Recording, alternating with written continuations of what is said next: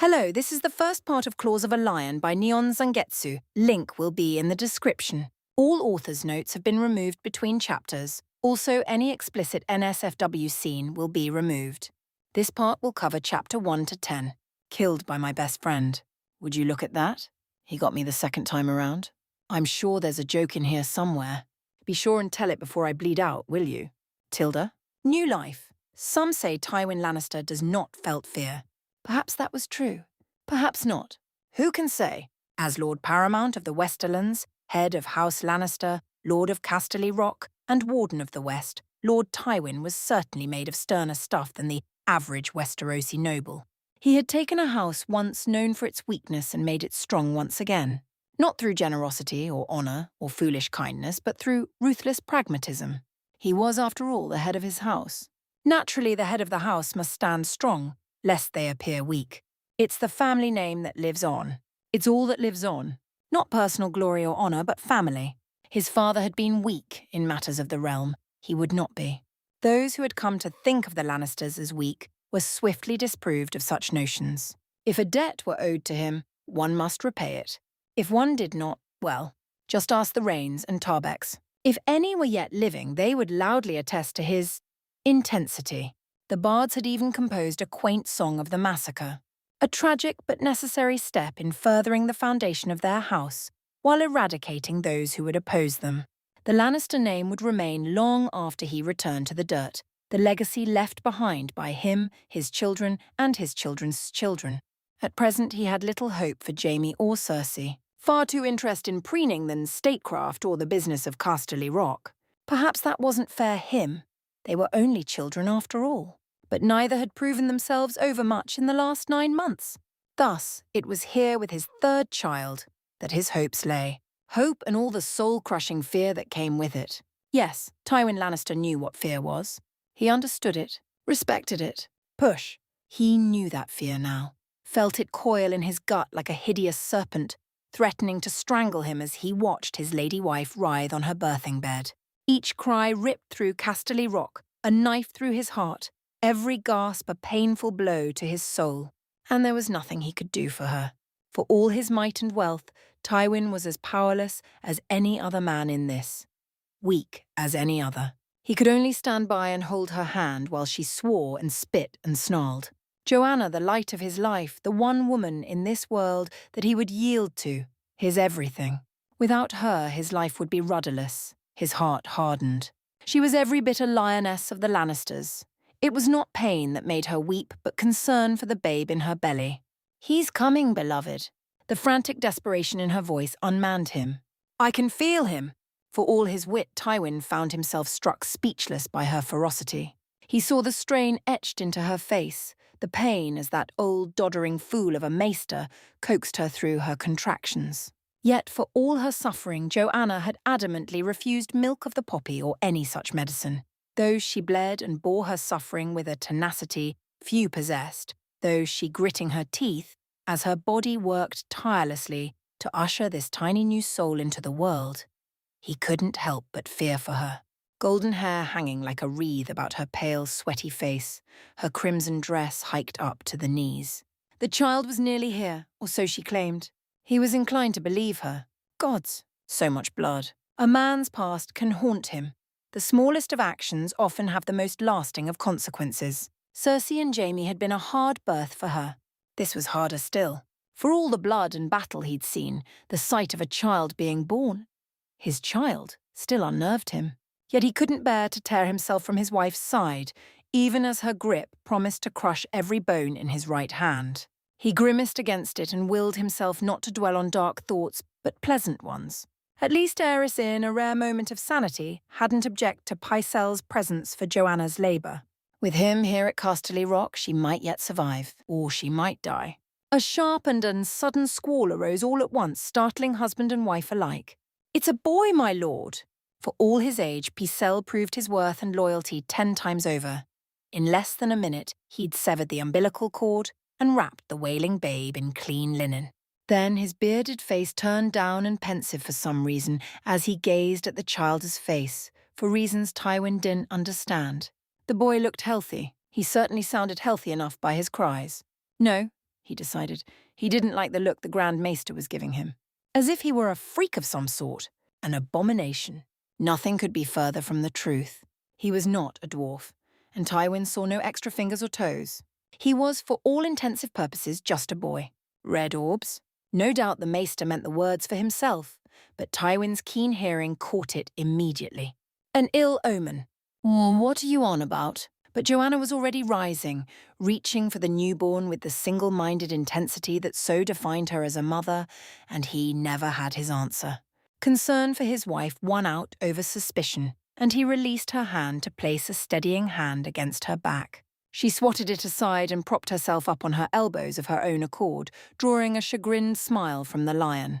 "Let me see him, Pycelle." It began as a groan, but with every syllable she grew stronger. "Let me see my son." "Ah, if it would please my lady," the Grand Maester doddered. "Perhaps a wet nurse would be—" His wife would have naught of it. "Give him to me." Before such devotion, even the Maester faltered, and the boy was soon within her arms, mewling softly. "Look at him, Tywin," she crooned, beckoned. "Look at your son." The Lord of Casterly Rock did just that. Bright blue eyes squinted up at him. None of this red orbs nonsense Pycelle had been on about. Perhaps old age was catching up to the Grand Maester. Regardless, he had served his purpose and helped to bring him into the world unharmed. So it was then. A night of passion so many moons ago had given birth to a son. The birthing had been rough, but Joanna had survived, somehow. Even now he watched her clutch the child close, cooing softly at him as only a mother could. In moments the boy was nursing, sucking lustily against her breast. She would live, Pycelle assured him. If she hadn't, he shuddered at the thought. Without his wife, no. Tywin's mind rebelled with a violent shudder and refused to even consider it. He was fond of his children, in as much as man like him could be fond of them, but his cold heart had only ever truly warmed for Joanna. Seeking to distract himself, the lion dismissed Pycelle with an errant wave. "Thank you for your service. Leave us." The Maester glanced at him. But my lord, this is an ill omen." Did I stutter? A growl etched itself into his voice. "Out." With a sputter that wasn't entirely feigned this time, the Grand Maester tottered toward the door. But his gaze lingered, drawn once more to the boy's face. Why? What was it about his son that perturbed him so? Tywin resolved to ask him at a later date, but now was not the time for such thoughts. No sooner had the door shut than he turned his attention back to the boy. "I suppose we need to think of a name," he murmured. "I've already thought of one," Joanna hummed, rocking the babe softly. A golden brow rose in mild consternation and surprise both. "Have you now? Without telling me?" So she told him her choice gladly, and he knew at once that there would be no swaying her. Of course, he still tried anyway. "You can't be serious." He nearly guffawed outright at the news. "With a name like that, he'll be a laughingstock." "Tell me you're joking." "I've never been more serious about anything in my life, my beloved." Joanna's cheek nuzzled against that of their son's with tender care, cradling him as though he might shatter into glass at any moment. "I saw him in a dream, Tywin. He spoke to me, told me his name. He'll do great things someday." The conviction in her voice unnerved the lion, shook his resolve. A dream? Nonsense! Perhaps she was still out of sorts from the birthing. How could a boy who'd only just been born tell his mother what he wanted to be named? It was the stuff of snarks and grumpkins, and he believed none of it. What manner of magic was that? Nonsense, utter nonsense. But for the sake of her pride, he leashed his retort, if only just. "Did he now?" Tywin rolled his eyes. "I suppose he read your palm as well." "Careful, dear." His wife clicked her tongue at him playfully, her free spirit already beginning to recover in the absence of Pycelle. "I may be weak at the moment, but I'll repay every bit of your snark." In the end, the choice was taken from Tywin and Joanna, as was often her wont named their son after the dreams she'd had. In his darker moments, he would look back at this moment this day and dwell at it, somewhat ruefully in the days to come. An unorthodox name, perhaps, and not necessarily the one he'd intended to give the boy at first, but it would do. He sounded it out now, testing the newfound name on his lips as he gazed down at the infant swaddled in cloth considering him, his odd blue eyes, that faint golden wisp of hair, those peculiar cheeks. "Naruto, is it?" And the boy smiled. He would change the world. Chapter 2. We should kill him. Unhand him or the hand comes off. "Tilda." Our First Steps, Interlude. Joanna Lannister loved her children. Every true mother treasured their children, more than life itself. Any woman who cared not a whit for their off-piece ring was no matriarch in her eyes, but a wench and a craven, something to be reviled and spit upon. A parent had a duty to those that came after them, and a mother's duty was to her children. Always her children. They were Joanna's light, her life, her everything. Second only to her husband himself, and only then because she'd grown up with Tywin as a little girl. She would live for them, fight for them, die for them if she must. Never before had but her children.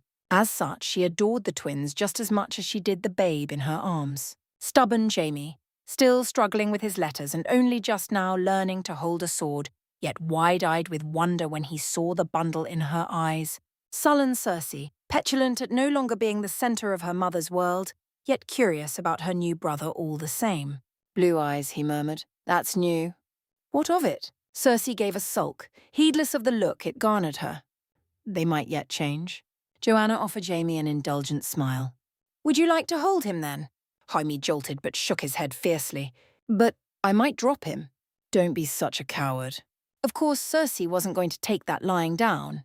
Anything Jaime couldn't or wouldn't do was something she absolutely had to. She wanted to be the centre of attention, and if that meant holding this burbling infant, then so be it. Naturally, Joanna had anticipated this, and as such, when Cersei pushed her brother out of the way, she offered little Naruto to her gladly. It was a good thing for her to take an interest in her brother after all, and she would gladly give the twins the nudge they needed to accept their sibling. They were family.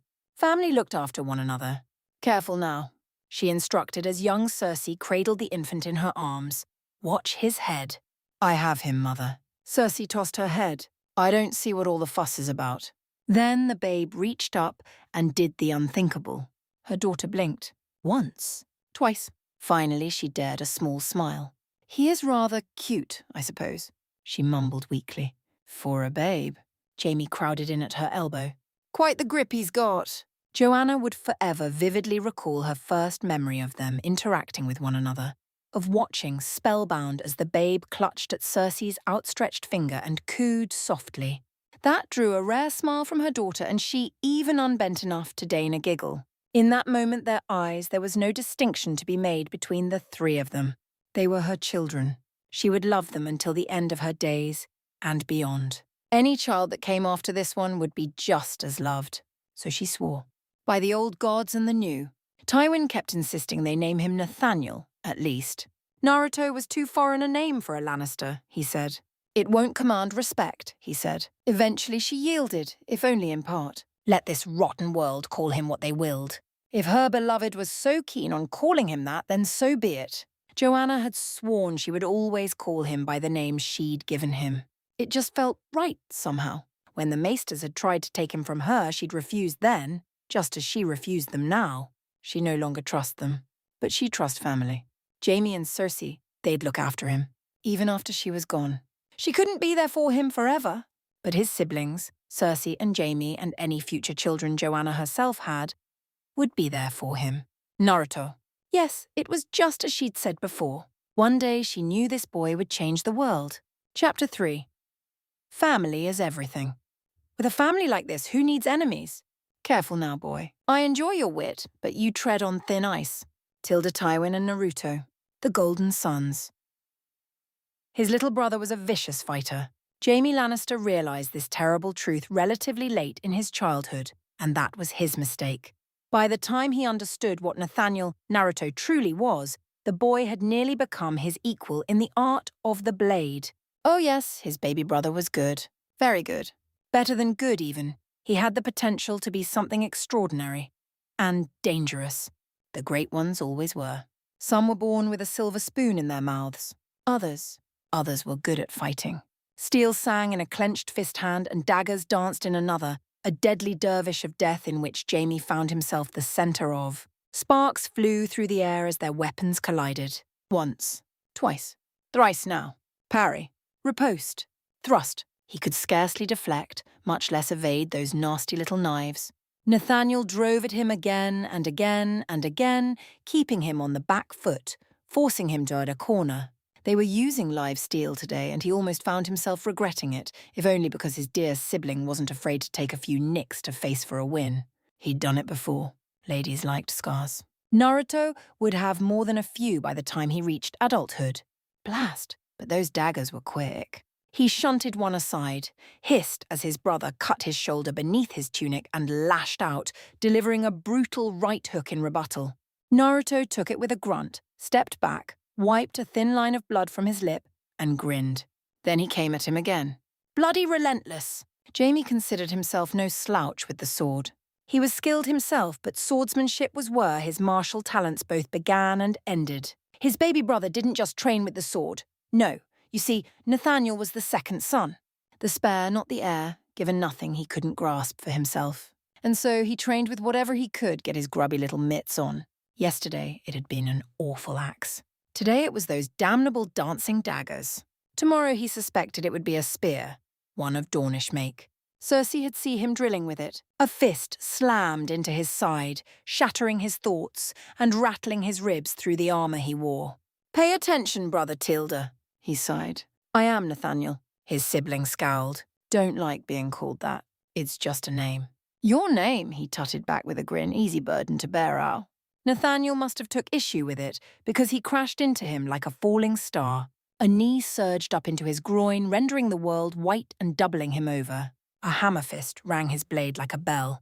In came the daggers again as he staggered. Jamie tried to parry only to see the feint too late.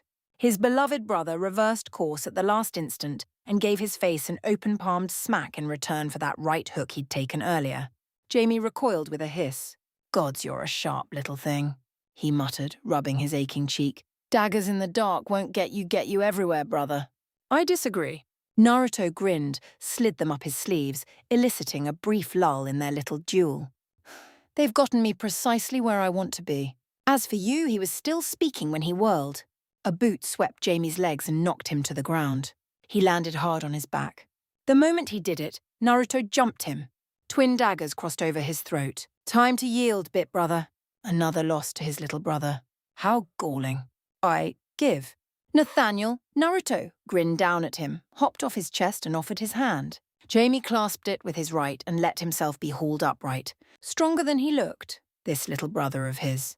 He stood a good head taller than him, yet his sibling hoisted him to his feet with ease. There were times when he worried about his brother. Naruto was more than he appeared. Most of Casterly Rock knew that, but it was tiny, subtle displays like this that truly concerned him. He didn't make any secret of his strength and speed, nor his healing touch. Not these days.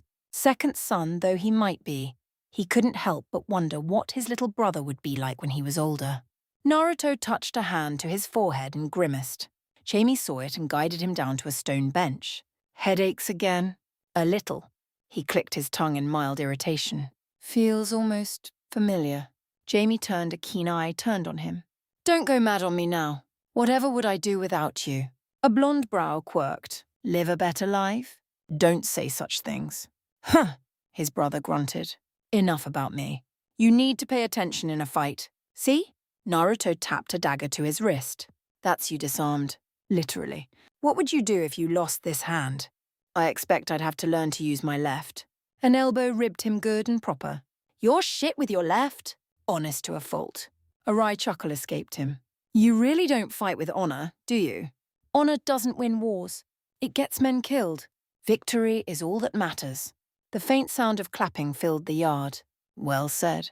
Jamie whirled and Naruto with him. Much to his surprise, he found their Lord Father waiting for them. He looked pleased, almost grimly so, and it was that expression that set off all manner of bells in Jamie's head. When did you arrive? Just this morning. Father approached them, hands clasped before him. Your mother's due to give birth any day now. Did you think I would miss it? He had thought so, yes. The king was increasingly erratic these days. Father was seldom the sort to smile when he returned from the capital, but he did sometimes. Jamie had learned to savour those rare moments. Tywin Lannister almost looked human when he smiled. Almost.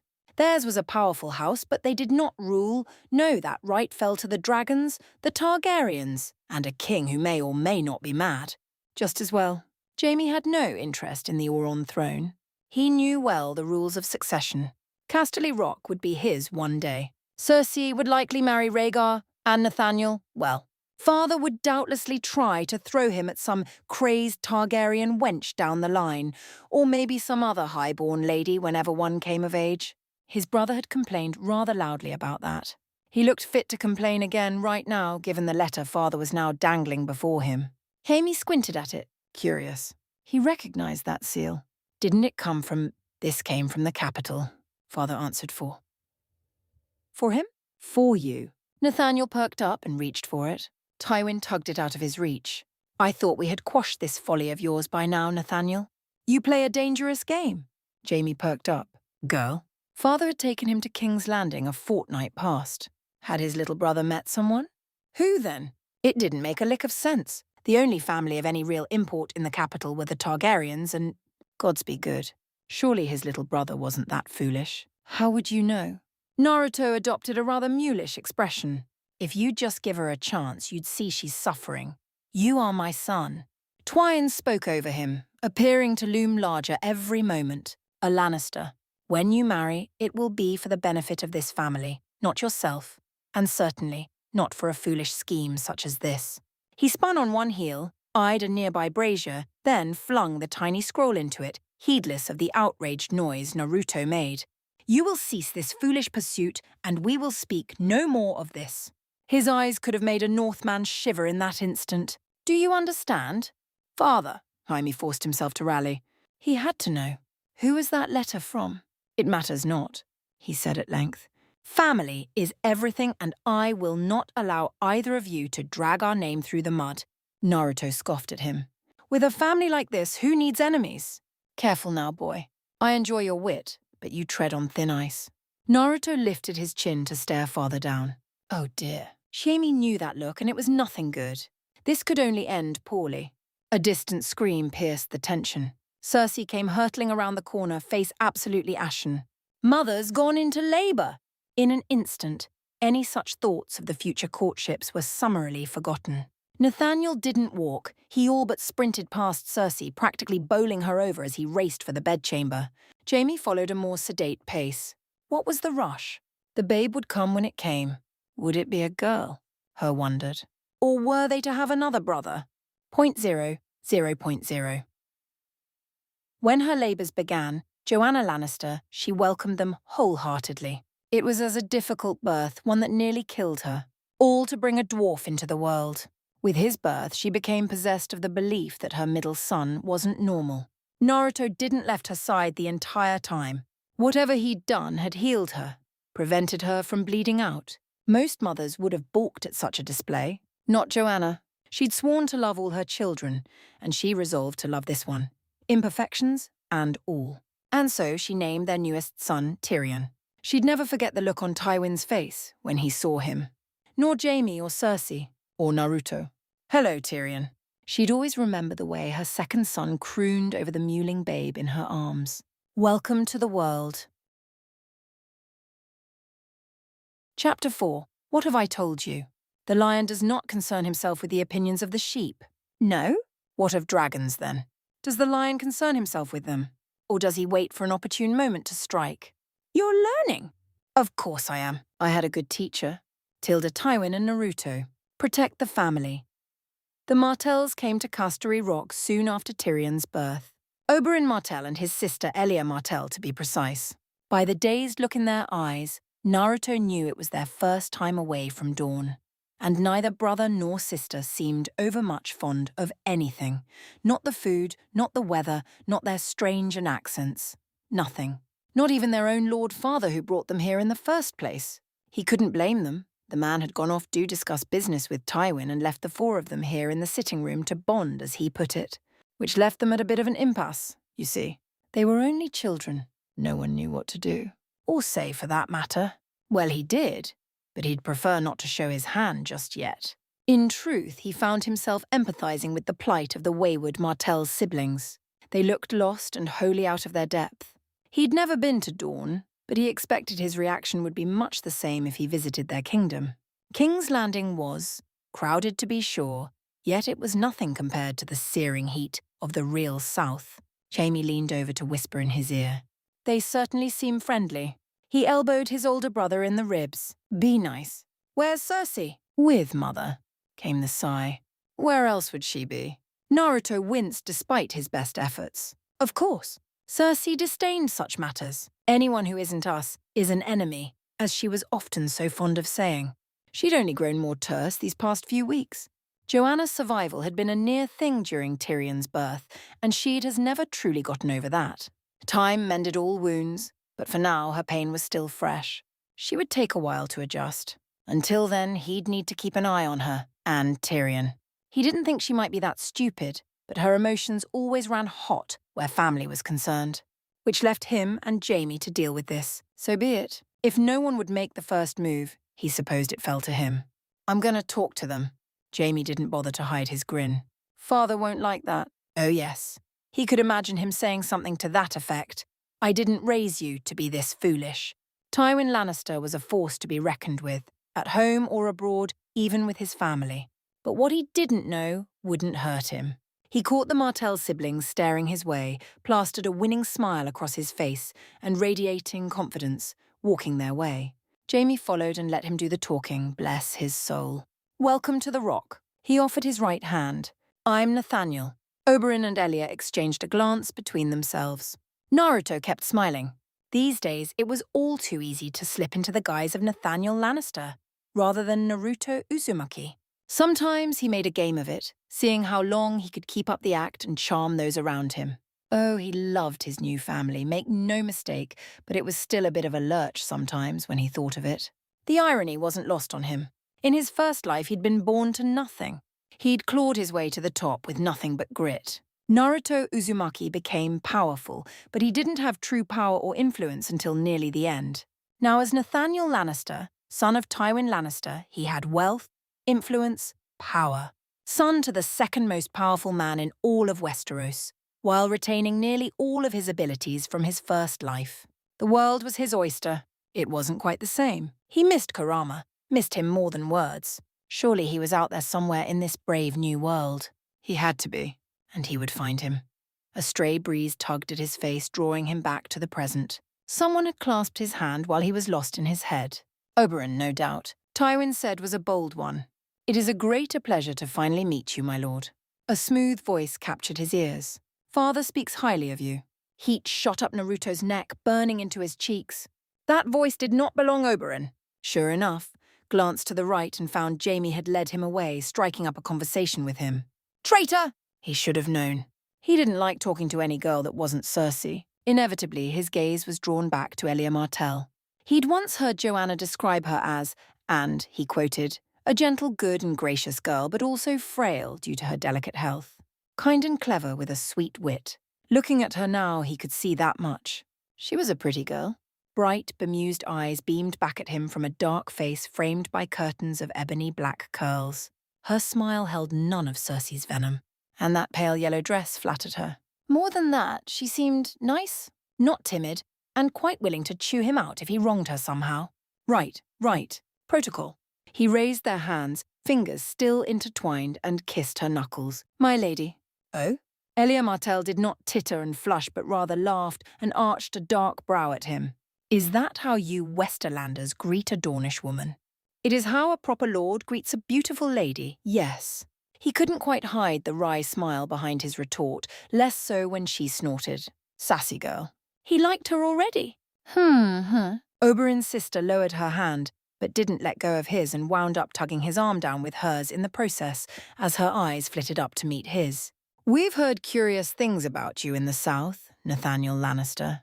You live up to your reputation, I'll give you that. He squeezed her hand. Walk with me? I believe I shall.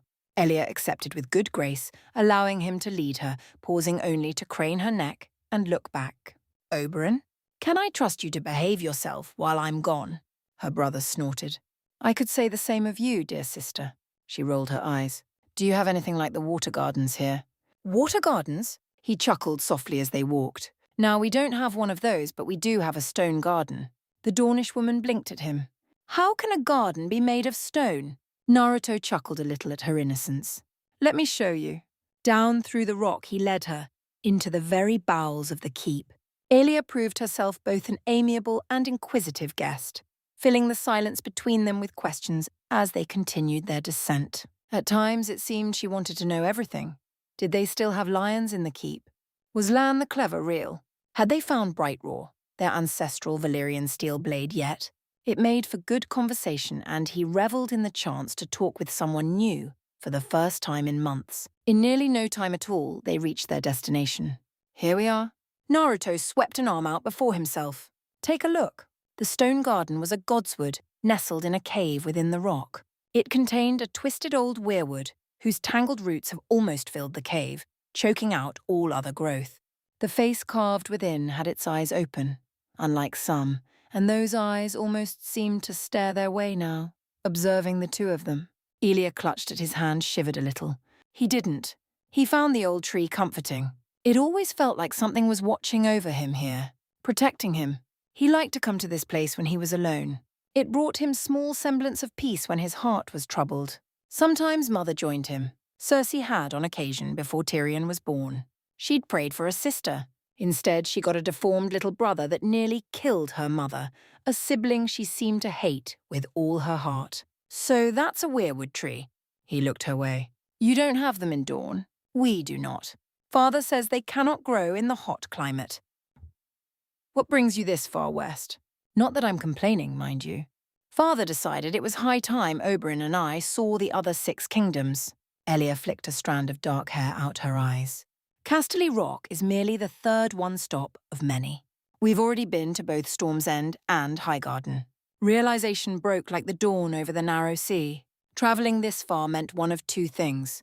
Either their father genuinely wished for Elia and Oberyn to see the rest of the continent, or, and this was far more likely, they were touring the keeps of each kingdom for a far simpler reason: to get a better look at the sons and daughters of Westeros. That meant marriage pacts, both for Oberyn and Elia alike. Was that why they were here? To find paramours? Were they after Jaime? It made a twisted sort of sense, really. Jaime was heir to Casterly Rock and future Warden of the West. Not him. Why would anyone care about him? A second son was only ever a spare after all. He shook the ugly thought off and smiled at Elia. And how do you like the kingdoms so far? In the case of Storm's End, she made a face. Wet. Highgarden was greener, but Oberyn and I were not accustomed to the climate. A thought occurred to him. He pounced upon it. Well, if you dislike them, I wouldn't recommend King's Landing then. The Princess of Dawn tilted her head just so. And why not? It smells of shit and 500,000 many people crammed in a small place. He rolled his shoulders in a shrug. To say nothing of the criminals. It's no place to start a family, let alone raise children. Elia blanched. I'll keep that in mind. It'll only get colder as you go north, you know. That earned him a cross look. We have not been to Winterfell yet. I do not think we will be. There is nothing for us there but snow and ice. Ah, yes. He'd heard tales of the illustrious Starks. Grim bunch they were. Had to be up there. Those Northerners didn't have time to play the game. There wasn't any time for it. They were far too focused on survival. He almost envied them at times. A life almost free from endless politicking and dickering about at court. It sounded far simpler than the life he currently led. Another thought nagged at him. Is that only reason you came here? Well, Elia confessed. We were hoping to see the imp while we were here in the West. His blood ran cold. Everyone is raving about your little brother. She barreled on, heedless of his sudden stillness. They say he's a monster, that he has claws and scales. His face closed down, all traces of emotions draining away. And what do you think? That I wish to see for myself, she huffed. Naruto opened his mouth to retort. A whisper caressed his ear. Approach. It felt like, how could he describe it? A gentle breeze, warm wind caressing his very soul. Both pleasant and unpleasant at the same time. He spun, startled by the sudden voice. Did you hear that? Elia frowned at him, utterly baffled. I heard nothing. He shook his head. I thought I heard a voice. Do not ignore this, son of fire. There it was again. Something tickled his senses. Inexorably, his gaze was drawn to the weirwood tree. Approach. The voice, or voices, were all but a command now. You are needed. Absurd. Trees didn't whisper. They certainly didn't talk, did they? He edged close to the weirwood, touched a hand to the pale, scarred bark. In an instant, he found himself falling. He opened his eyes and saw. It was like looking into a cracked mirror. He saw and heard countless things at once, flashes of things that were and was, events that should and should not be. And he heard 3 words. Burn them all. Aerys Targaryen shrieked of traitors and turncoats from the Iron Throne. A lion broke bread with a snake and wolf and a dragon while King's Landing erupted in a plume of wildfire. A scarlet dragon egg was pressed into someone's hands. A great shadow fell over the capital. Kurama's laughter rang in his head. He heard the last gasps of a dying woman, the awful ring of steel striking steel amidst the screams of dying men, the wail of terrified children. Saw a sword plunge through the Mad King's chest. Another swept in from the side, took his head clean off at the shoulders and sent it spinning across the floor. Burn them all? Someone climbed over the Mad King's corpses, lowered themselves onto the Iron Throne and sat there. He couldn't see their face. It was like looking at a shadow. The more he tried to focus, the more it seemed to shift and writhe before his eyes. A crown was placed upon the shadows. Head. Men and women knelt before him as one. Ice crept in from the north, inching toward the capital. Dead men marched on living. They were met by light and dragons. And there, rising above it all, those damnable 3 words haunted him still. Burn them all. Nathaniel! Someone grabbed him by the shoulder and yanked. Hard. Snap out of it! Reality snapped back like a rubber band. Naruto, he noticed Jaime and Oberyn standing nearby with a distraught Elia. His brother was gripping his left arm, fingers biting down hard enough to cause pain. When had they caught up to them? And why did he look so pale? What's wrong? He squinted their way, not understanding why they all looked so distressed. Why the long faces? You've been staring at the weirwood for the last hour. Jaime released his arm. Elia had to come find us. What's gotten into you? Had he? How did he explain what he'd just seen? Did he even dare speak of it? They'd think him mad. The world already had one madman too many. A cursory glance at Elia only made him all the more concerned. Her fan face looked pale indeed, her eyes terribly wide. She was holding his hand again, but she'd been holding his hand when he touched the tree, hadn't she? What had she seen? What indeed? Just daydreaming, I guess. He shook himself free, mustered a smile he didn't feel, and stifled a yawn with the back of his hand. Probably trained a little too much last night. Must have dozed off on my feet. Yes. Elia seized on the change of topic with gusto, grasping at it like the lifeline it was. Something had rattled her. He wondered what it was. I hear you're quite skilled with the spear. Jaime barked a laugh, all too eager to forget what he'd seen. Skilled, she says. That's putting it mildly. He nearly took my hand off yesterday. Kurama would have howled with laughter were he still within him. Naruto settled for his own, strained though it was. I'm good with daggers too. His smile became a grin. The sword as well. Is that so? He must have caught Oberyn's attention now, because Elia's brother slung an arm around his shoulder and drew him his way with a sly smile all his own. Care to prove it? Ah, now they were speaking the same language. He squared his shoulders and returned his grin tenfold. Is that a challenge? Wouldn't want to hurt that pretty face of yours. A hand settled on his shoulder. Come now. You are the second son of your family, while I am merely the third of mine. I'm sure they won't mind. He quirked a blonde brow his way. They might mind when I knock you on your ass. This time, Jaime didn't bother to hide his laugh. Most little lordlings or ladies would have given up the goose then and there, cut their losses and called it a day. Oberyn was not most. He was a prince of dawn, perhaps even heir to Sunspear someday if he played his cards right. Any prince-to-be would be trained in combat. They must be, if only to defend themselves. And if Oberyn was offering him a duel, who was he to refuse? Real men let their fists doing the talking, or their weapons, if they were particularly keen on them. You might not be so fortunate. Elia clicked her tongue at him. Oberyn! What? He tutted at her. I merely wish to see if your dear lion has claws. She scoffed. He isn't my dear anything, little brother. Then why are you still holding his hand, sister? Jaime chuckled. He has you there. Elia couldn't free her hand fast enough. Her face had gone an alarming shade of red. Naruto started laughing. It was easy to lose himself in the byplay, the back and forth, to forget what he'd seen when he touched the tree. But he couldn't. Not completely. He didn't think he ever could, no matter how much he might wish otherwise. Found you, Tilda! Cersei came rushing down the steps leading to the stone garden. She took one look at his distraught expression, realized something was wrong, and launched herself at him. Slim arms wrapped around his head and drew him close to her. For once he found himself grateful for her presence. Her clinginess, even. Strange as it might sound. He wanted to be held by someone in this instant. Cersei recognized that somehow that something was bothered him, and he allowed it, even if she was his sister. That gratitude faded when he saw Cersei's expression. His sister was smirking at Elia, wearing that insufferable little "I know something that you don't" grin he'd come to despise over the ears. It soured any lingering semblance of peace he might have felt. "Why are you all hiding down here in the depths?" she tutted at the Martells. "Don't you want to see our baby brother?"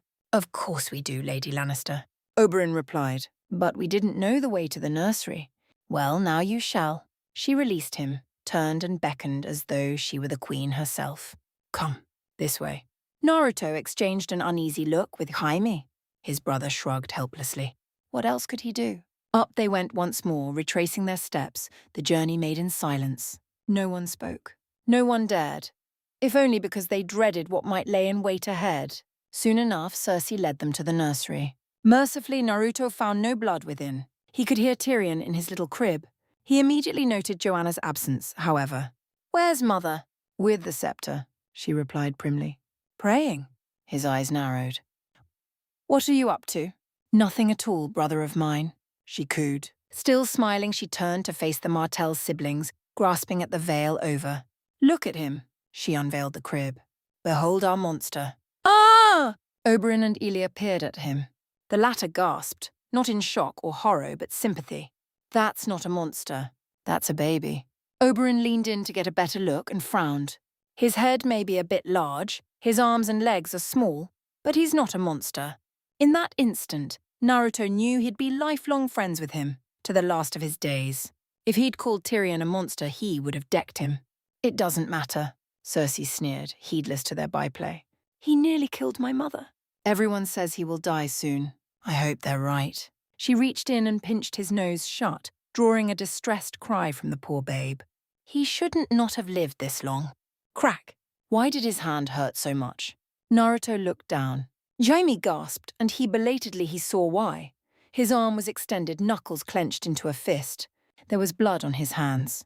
He didn't remember moving. Just a flash of anger. Cersei stumbled back, gaping girlishly at him as she clutched at her bloody nose. "Little brother, you hit me. How dare you?" Anger sparked again. His fist unclenched and his arm moved. Crack! Cersei recoiled, now clutching at the throbbing red handprint he'd left upon her right cheek. "How dare I? How dare you?" His words cracked out again like a whip. "I'll do worse than that if you touch Tyrion again." "Father will punish you!" she shrieked. "Just wait until I tell him." "Go ahead. See if I care." Spoiled sow. Out she stumbled, Jaime chased after with a rueful sigh. Naruto felt a brief bang of guilt and made to follow, if only for his brother's sake. "My friend," Oberyn slung an arm around his shoulder, stopping him short. "I think you and I will get along famously." Elia nodded her agreement and smiled sweetly at him. Naruto felt his heart skip a beat. Oh dear. He'd not planned for this. "It's 0.0. 0.0. Tywin stared at his son from behind his desk. To his credit, Nathaniel didn't falter, nor had he protested when summoned. On the contrary, his second son impressed him. Rather than bow and beg for mercy as any normal child might when faced with the wrath of his father, this surly boy raised his chin, set his face in a determined scowl, and matched him glare for glare. He'll need to watch that in the future. A tell like that gives him away. Nathaniel had a bad habit of doing such when threatened, squaring up his shoulders, planting his feet and standing his ground no matter the odds. Doubtless he'd gotten that for his mother. Joanna wasn't afraid to give him a piece of her IND if need be, and neither was he. For if his lady wife was the sort fight a dragon to protect her children, then Nathaniel would happily slay one to keep Casterly Rock safe. He was stubborn, with a good heart and the will to match. It was going to get him killed one of these days. But sitting here staring at one another wasn't going to get them anywhere. Tywin steepled his fingers in the silence. "I understand you struck your sister." "I did." "May I ask why?" Nathaniel clicked his tongue. "You know why. She was being a bitch." Well?" This time Nathaniel broke the silence first. "What's it to be, then?" "Whipping." "Flogging." "Are you going to take 2 of my fingers?" By the 7, the boy was all jagged edges when he wanted to be. At times like these, Nathaniel seemed sharper beyond his years, an old man in a youngster's body. Nonsense, surely. Snarks and grumpkins, that sort of thing. He'd simply taken to his lessons better than most. Nathaniel still didn't budge. Tywin felt the ghost of a smile tug at the corner of his mouth. Nathaniel had a way of doing that to him, drawing a smirk out of him when few else could. But it didn't change what he'd done. Do you know why I'm angry? He began to drum his fingers against the desk from smallest to large, one after the other. Because I struck Cersei. Tywin gave him a moment to think. And then, no. No? His boy blinked, not quite comprehending his statement. No, Tywin replied, drawing out the word. You were well within your rights. I should have taken a firmer hand with her long ago. Your brother has been of no use on that front. With any luck, you slapped some sense into her today. And if I haven't, then you are free to take her to task again if she acts in such an unbecoming matter.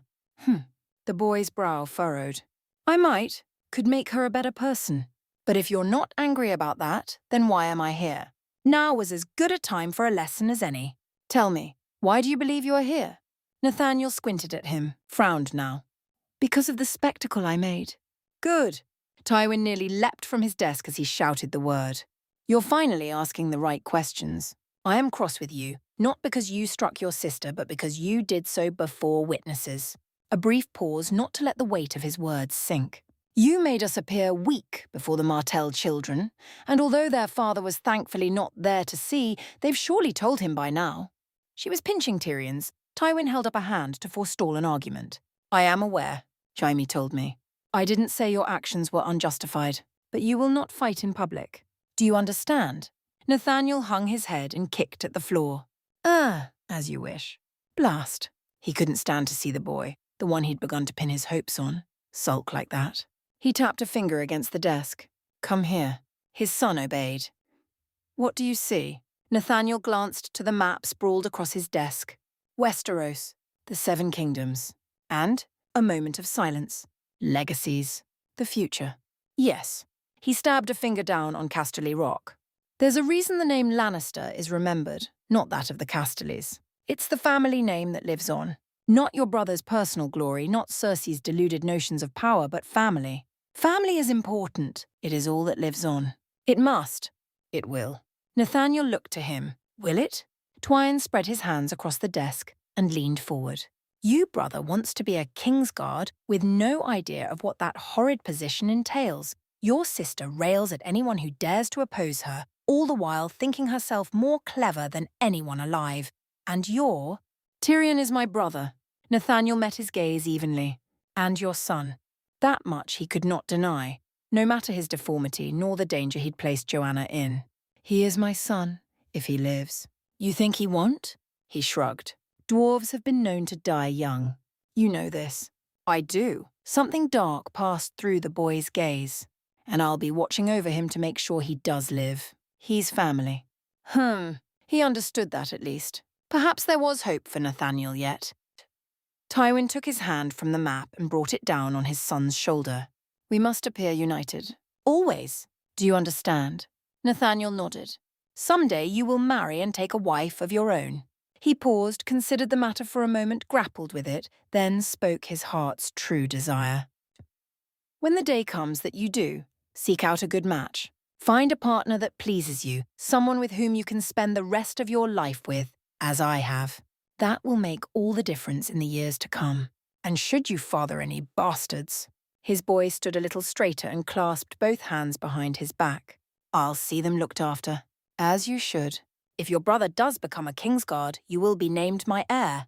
Do you understand what that means? Another nod. I'll rule the rock after you die. You just might. Gods be good. At least he'd been blessed with one child that listened, which made it all the more important that he understand. You possess gifts not seen since the doom of Valyria. I would have you keep them secret, and if you cannot manage that, use them sparingly. Mulish defiance burned in the boy's gaze. Mother would have died without them. I know. Tywin fought down a shudder at the ghastly image his mind conjured. To even dwell on such a thing? No, he dare not. And I shall spend my entire life repaying the debt I owe you for her own. But you have enemies enough without making more. Pycelle already fears you, and he commands a great deal of influence among the maesters. Here at last, a hint of Lannister anger burned through the boy's bright eyes. Dodgy old coot. I don't trust him. He's not half as senile as he claims to be. A cold joy awoke in Tywin's heart. No, he is not. He remains loyal to the Lannisters, but you would do well to mind your food and drink. I will. Silence stretched between them. Tywin let it linger for a moment longer, then chose another avenue of attack. Elia Martell. What do you think of her? Nathaniel wasn't stupid, he caught on at once. He knew what he was getting at. She's nice. Sweet but clever and not afraid to speak her mind. Interesting. He'd scorned suitors before. What had changed? You find her tolerable, then? We just met. Nathaniel retorted. She's wild, free, and exciting. Your mother thinks she would be a good match for you. Jaime would have argued. Cersei would have flew into a rage. Nathaniel did none of these things. He flushed yes, but he didn't burst into protests. He knew his duty to the family. I just met her today. He did not plea when he spoke. She seems all right. And you may yet meet her again if the gods are good. Thought you didn't believe in the gods. I didn't, until you were born. Nathaniel didn't rise to the bait. He understood. Their house was strong, but their foothold was still precarious outside of Westeros. Even after he'd eradicated the Rains and Tarbecks, many a noble lady had vied for his hand, for he was Hand of the King. Joanna had bested them all. He'd slighted many a lord and lady when he chose to marry within the family. Old grudges like that tended to fester, growing rotten over time. He'd had the chance to choose. His children might not so fortunate. Nathaniel aside, Jaime and Cersei must marry for the sake of the family, for advantage. Even Tyrion, if he survived, would be expected to do such. Speaking of advantage, you are still writing to the Queen, I trust? Nathaniel slumped where he stood. Uncle Kevin noticed, didn't he? He might have. Truth be told, Tywin was inordinately grateful for his younger brother's keen eye. In the weeks following Tyrion's difficult birth, he'd not spoken with Nathaniel on the matter of his secret correspondence. There had been much to do, and as he was set to return to his duties in King's Landing, soon, Aerys was demanding his return, practically howling for it, really. His mind was preoccupied with a great many tasks. But not Kevin.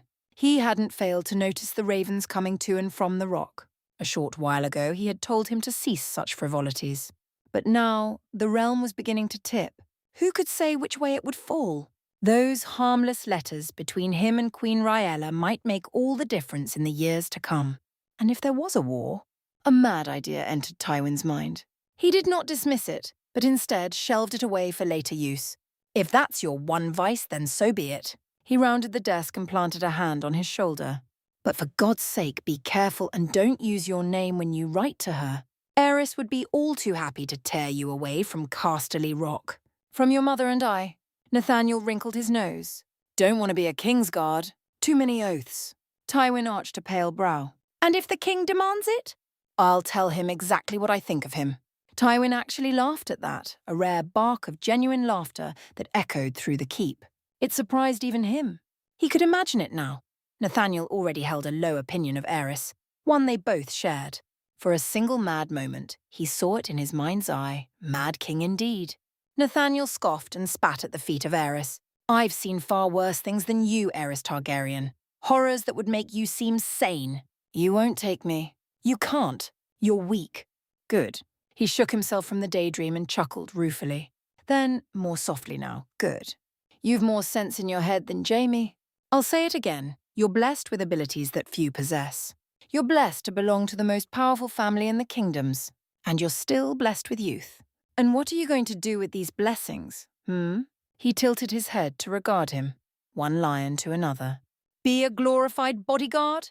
Nathaniel shook his head. No, that's not me. Because you have ambition. Another nod. Tywin was seldom the sort to smile, save on rare occasions. He did so now. Ambition. Yes, that was the difference between Nathaniel and Jaime, between him and Cersei as well. Jaime wanted to swing a sword all his life because he was good at it. Nothing more. Cersei wanted to be his heir, but that could not happen, nor would it, because she was not always of sound mind. Nathaniel wasn't satisfied with being the second son. He wanted to rise in the world. With talents like his, he would. He was a true lion, and woe betide those who met his claws. Which is precisely why I need you to become the man you were always meant to be. Tywin squeezed his shoulder, and when that wasn't enough, drew him into a firm if brief embrace. Drawing back, he gave his head a pat. Not tomorrow, not next week, now.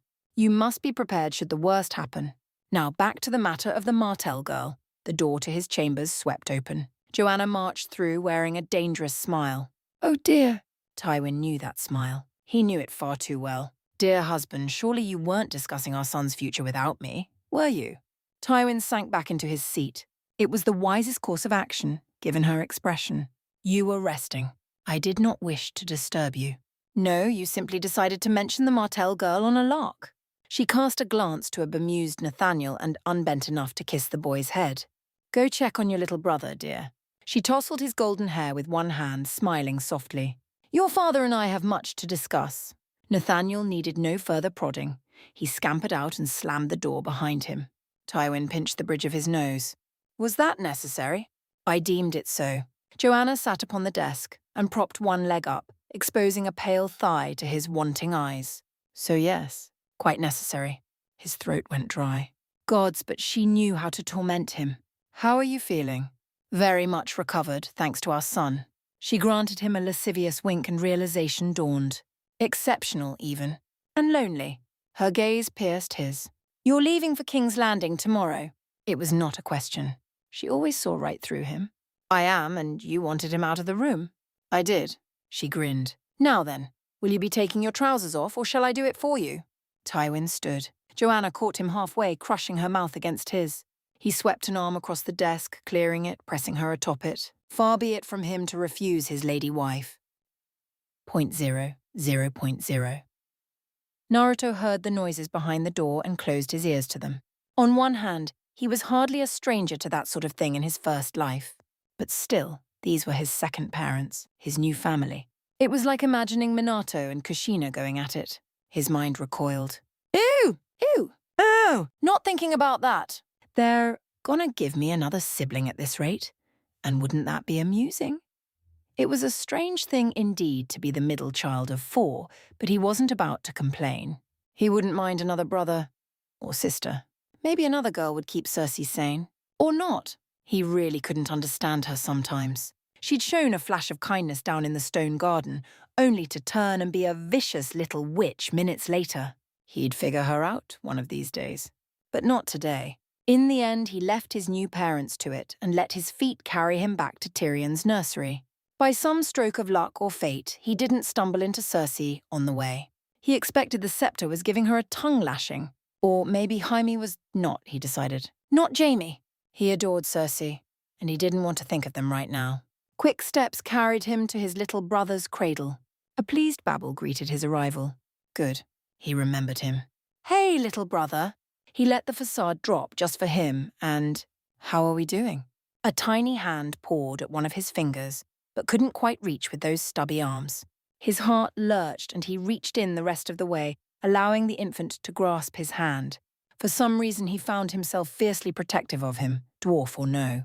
He hadn't asked to be born this way, he hadn't asked to be a Jinchuriki all those years ago. In a way, they were the same.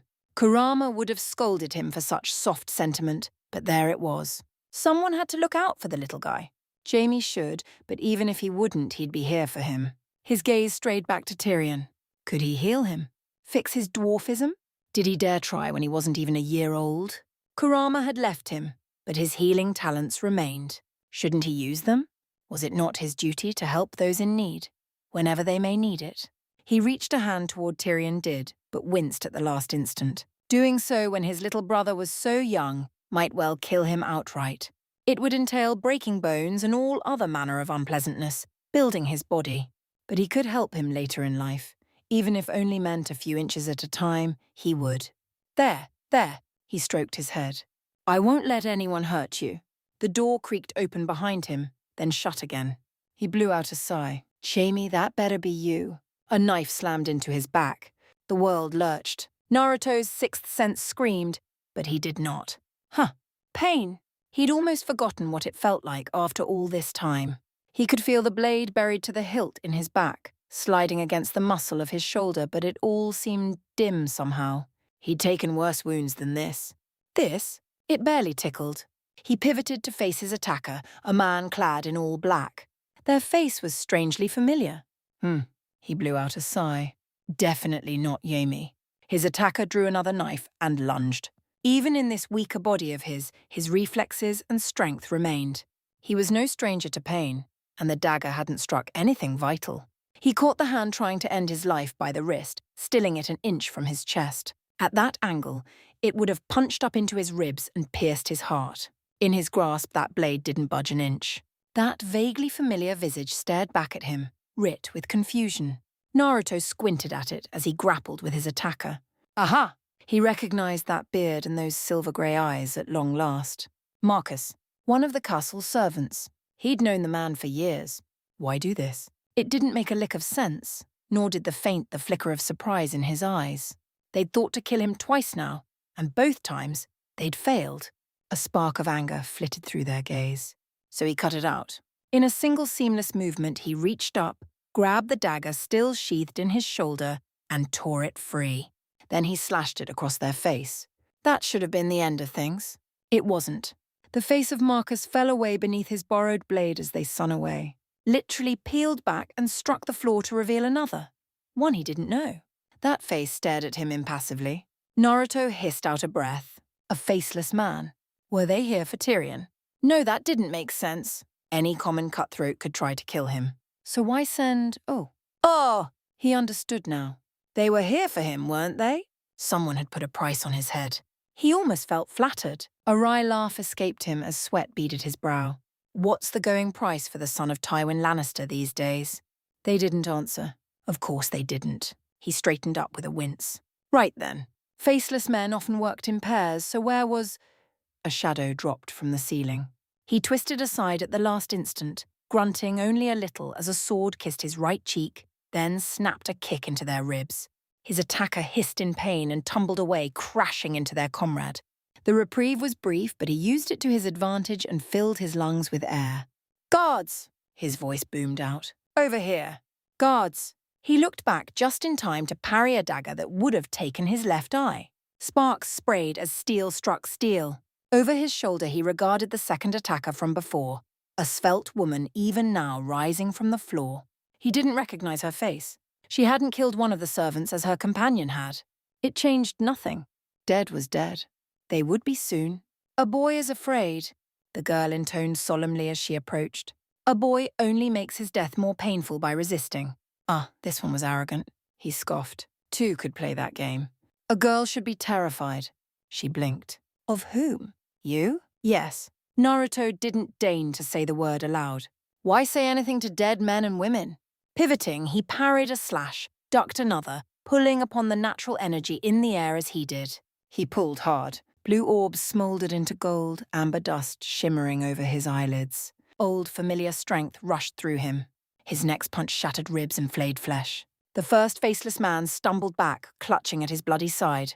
A dagger swiped down on his arm and shattered. Do you have any idea who I am? He twirled his borrowed dagger over his knuckles. No, how could you? That's all right, you'll learn. A single step put him between them. The world dissolved into a mad whirlwind of motion. He parried a dagger with a wrist, caught the woman's blade in his free fist, and shattered it with a single squeeze. He snatched up one of the shards and punched backward, burying it in the belly of the first faceless man. It didn't go as deep as he would have liked. He felt his body growing sluggish. Poison. Of course they'd poisoned their blades. Poison hadn't killed him in the last life, and it wouldn't kill him in this. It barely even slowed him down now. An annoyed backhand drove the now weaponless girl away, giving him time to round on her wounded companion. They slashed at him. Weak. He slapped it aside. Now it ends. Naruto pounced on them and tackled them to the floor. He landed on their chest, all but mounting them, and grabbed their skull with both hands, plunged his fingers into their eye sockets. Hands scrabbled at his face, but he wouldn't be denied. From there, he took a page from Gregor Clegane's book. He squeezed.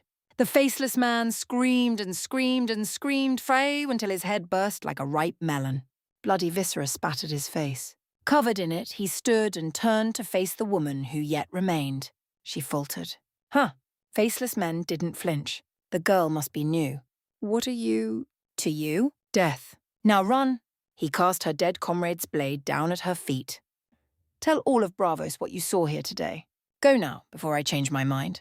She stepped back, knelt, laid her dagger at his feet and flung herself out the nearest window. The door crashed open a heartbeat later. Gold eyes shimmered back into blue. Adrenaline failed him and the poison caught up with him. Naruto tried to take a step only for his legs to buckle. Someone caught him before he could dash his head against the stones. He looked up and saw Circe's terrified face staring down at him. Oh, someone had cut her cheek. "Don't die," she begged, shaking him hard. "Please!" "You can't die." "I'm not gonna die," he tried to say. "I'm just damn sleepy." But words wouldn't come. He blacked out.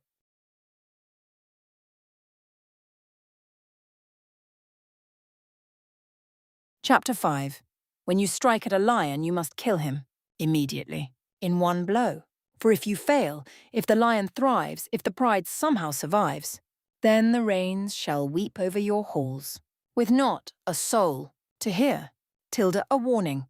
Wrath of a lion in the days that followed. Naruto swam in and out of consciousness. This was not death. In truth, he would have much rather preferred it to this hellish torment. This was much more annoying than simply being dead. He was aware of everything. Every ache, every pain, every injury, but unable to move. What had a maester once called it? Lucid dreaming. Yes, that was it. The poison left him a prisoner in his own body. His blood felt like it was on fire. He would wake one moment, then fall into slumber the next, and when he did, his dreams were dark and filled with dreary, fevered things. If he still had Kurama, he could have fought it off in a day. Now he had to beat it back the hard way. He'd been foolish, lowering his guard like that in his own home. Never again. And as he dreamed, he heard voices. "It is a miracle he still lives, my lord. The poison is a potent one." That was undoubtedly Picel speaking. Most would have passed 3 days ago. 3 days? Had he been asleep that long? Curious that said poison is missing from your own stores. He knew Tywin's voice anywhere. How inconvenient. "My lord, I have always served the House of Lannister. Always." "So you say. Know this. If he dies, so do you." No. Pycelle hadn't done this. He had to tell them, warn them. He lacked the strength to open his eyes, but he still had control of his arms and legs. It took a supreme effort of will on his part to move the former, but move it he did, slapping a hand down on the bed. A harsh bang echoed through the room. He heard a sharp gasp behind it and imagined both men rounding on him. Gods, his throat fell so dry. Not dead yet. Tywin was at his side in a flash. He felt the man grab his hand. "You must be strong." "Who attacked you?" No point in conserving energy. He used his two to gasp out 2 words. "Faceless men." Tywin was silent for a terribly long time. "And then, how many?" "2, he rasped. "Killed one. Scared the other away." "Preposterous." Pycelle's voice sputtered somewhere beside him. "How does one frighten a faceless man?" "By killing them." Naruto hissed back. "The Martells, are they safe? Are they all right?" "They are. They have returned to Dawn. Elia left a left for you." "Good. He'd been the only target then." That was a relief. His lungs hurt so much. So very much. "Need to rest now. Tired. Save your strength will speak more when you wake." When? Not if. Even now, Father acted like he could simply will death away. "Tywin, Father said something else." On the verge of sleeping, Naruto almost didn't hear him. Almost. "Send the ravens." Pycelle wheezed. "Is that wise?" "I will tell you what is wise." "Do it. Now." The ghost of a smile tugged at Naruto's face. Ha! The wrath of the lion had been unleashed. He almost pitied whoever was responsible. Their death would be slow. When the darkness of slumber came for him once again, this time he went with it willingly. 0.0. They attacked my son. 4 words. 4 words, and everyone seated at the high table before Tywin Lannister flinched. 4 words, and yet they could not hope, couldn't possibly begin, to describe the sheer breadth of rage that coursed through the Warden of the West in this moment. Oh, the rage, the hate, the wrath. He was well through the fire and the flames now and into ice. Frigid and cold, a blizzard to make even the fiercest storm in the north seem a mild breeze by comparison. His very blood felt arctic. It was a miracle his heart was still beating. Who would do such a thing? Who would dare strike at him? At his children in the heart of his domain? They'd targeted Nathaniel, not him, not Joanna, not Jaime and Cersei, or even baby Tyrion in his crib. No, they'd gone for his son, his hope, his legacy. Who would dare? Tywin could think of many possibilities, several of whom would want him dead. He had no shortage of enemies, but few possessed the man's or money to strike at Casterly Rock in such a manner. His son had killed one of his would-be killers before the poison hobbled him. How he took pride in that, while the other appeared to have fled rather than fight him. He did not dare leave the rock until his recovery. Aerys could come crawling up here if he wanted him back, which once again begged the question. Who had the funds? Who had the motivation? The maesters of Old Tuon were one such entity, but unlikely. They were not foolish enough to provoke him. Many a magister across the narrow sea might command such wealth, but few would be foolish enough to provoke him. Which left Aerys. Could it be possible? He almost didn't want to consider it, though it was quite likely. Who but a madman would do something so brash? He likely knew Nathaniel had gifts. Perhaps he thought him a mage. Perhaps he was. Perhaps that was why he did it. Jealousy. Petty spite. Mindless base cruelty. He'd long lusted after Joanna and never quite forgiven her for spurning his affections. Who could say? Once upon a time, Aerys had been a good man, a decent man, a sane man. But that man was dead. And if not dead, dying a little more each day. If it truly was Aerys, then the ghost of his memory wouldn't save him. He would act, but he would do so careful. The so-called dragon would die a death of 1,000 pinpricks. The house that puts family first survives. And so Tywin did. He held the secret close even as he acted to protect the family. And so he summoned those of the family most trusted into this room, locked the doors and commanded both the Mountain and the Hound to stand guard outside. The brothers Clegane had standing orders to kill anyone who approached. That, at least, should keep word from reaching the spider's ears, for a time. Varys would learn of this eventually, of course. A gathering like this was impossible to miss. Joanna stood beside him, rocking a restless Tyrion in her arms. A fretful Cersei and Jaime sat together close by, exchanging anxious glances. Even his own siblings were in attendance. Loyal and faithful Kevan, his gaze sharp as ever. Restless Tygart, and ever-japing Geryon. Jenna fretted over the twins, whispering soothing words to them to keep them from tears. Tywin appreciated her efforts, though he refused to say it aloud. He couldn't comfort them yet. Not yet. Not until this matter was dealt with. His siblings differed on their course of action. Kevan wanted to call the banners. Jenna demanded proof before they acted. Tygart advocated telling the realm of this attack, if not the culprit, the better to protect their families. Geryon was silent, almost eerily so. No jokes from his younger brother today. There was a dark, haunted look in his eyes. He said not a word. You know why you are here. Tywin looked upon them all, commanding their attention with but a glance. If another house can strike at one of our own with impunity, we are no longer a house to be respected or feared. I'm in this world a little while longer to defend the Lannisters, to defend my blood, your blood, and I will not stand idly by and let shadows in the dark strike at us. Nor will any of you. This is what we will do. He detailed his plans to them further, speaking long and at length. His family listened. Not a soul objected. Now, all of you out. A pause followed as he looked to one of them in particular. Not you. Jaime paused at the door. 0.0, 0.0. Father was furious. One look was all it took. Jaime had never seen him quite like this before. It terrified him. None of that icy fury was sent his way, and yet he quivered beneath it all the same. He'd always seemed so unshakable, immovable, like Casterly Rock itself. But his father was not a rock. He was a lion, and he had his claws. Today he was reminded. Mother paused to kiss his forehead before she left the room. Uncle Kevan clasped his shoulder and shooed Cersei out with his aunt and uncles. He barely had time to share a look with her, then she was gone. All the while, Father stared at him. He didn't say a word until the door closed. Jaime had thought himself prepared. When he finally spoke, he wasn't. Come here. Tywin beckoned. We have work to do. He stepped closer. Tor, and what work is that? Vengeance.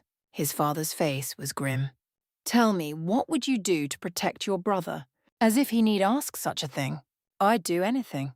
You know that. Father tilted his head. Anything you say? 0.0, 0.0, Tyrion was crying. The poor babe hadn't stopped crying since they'd left the room.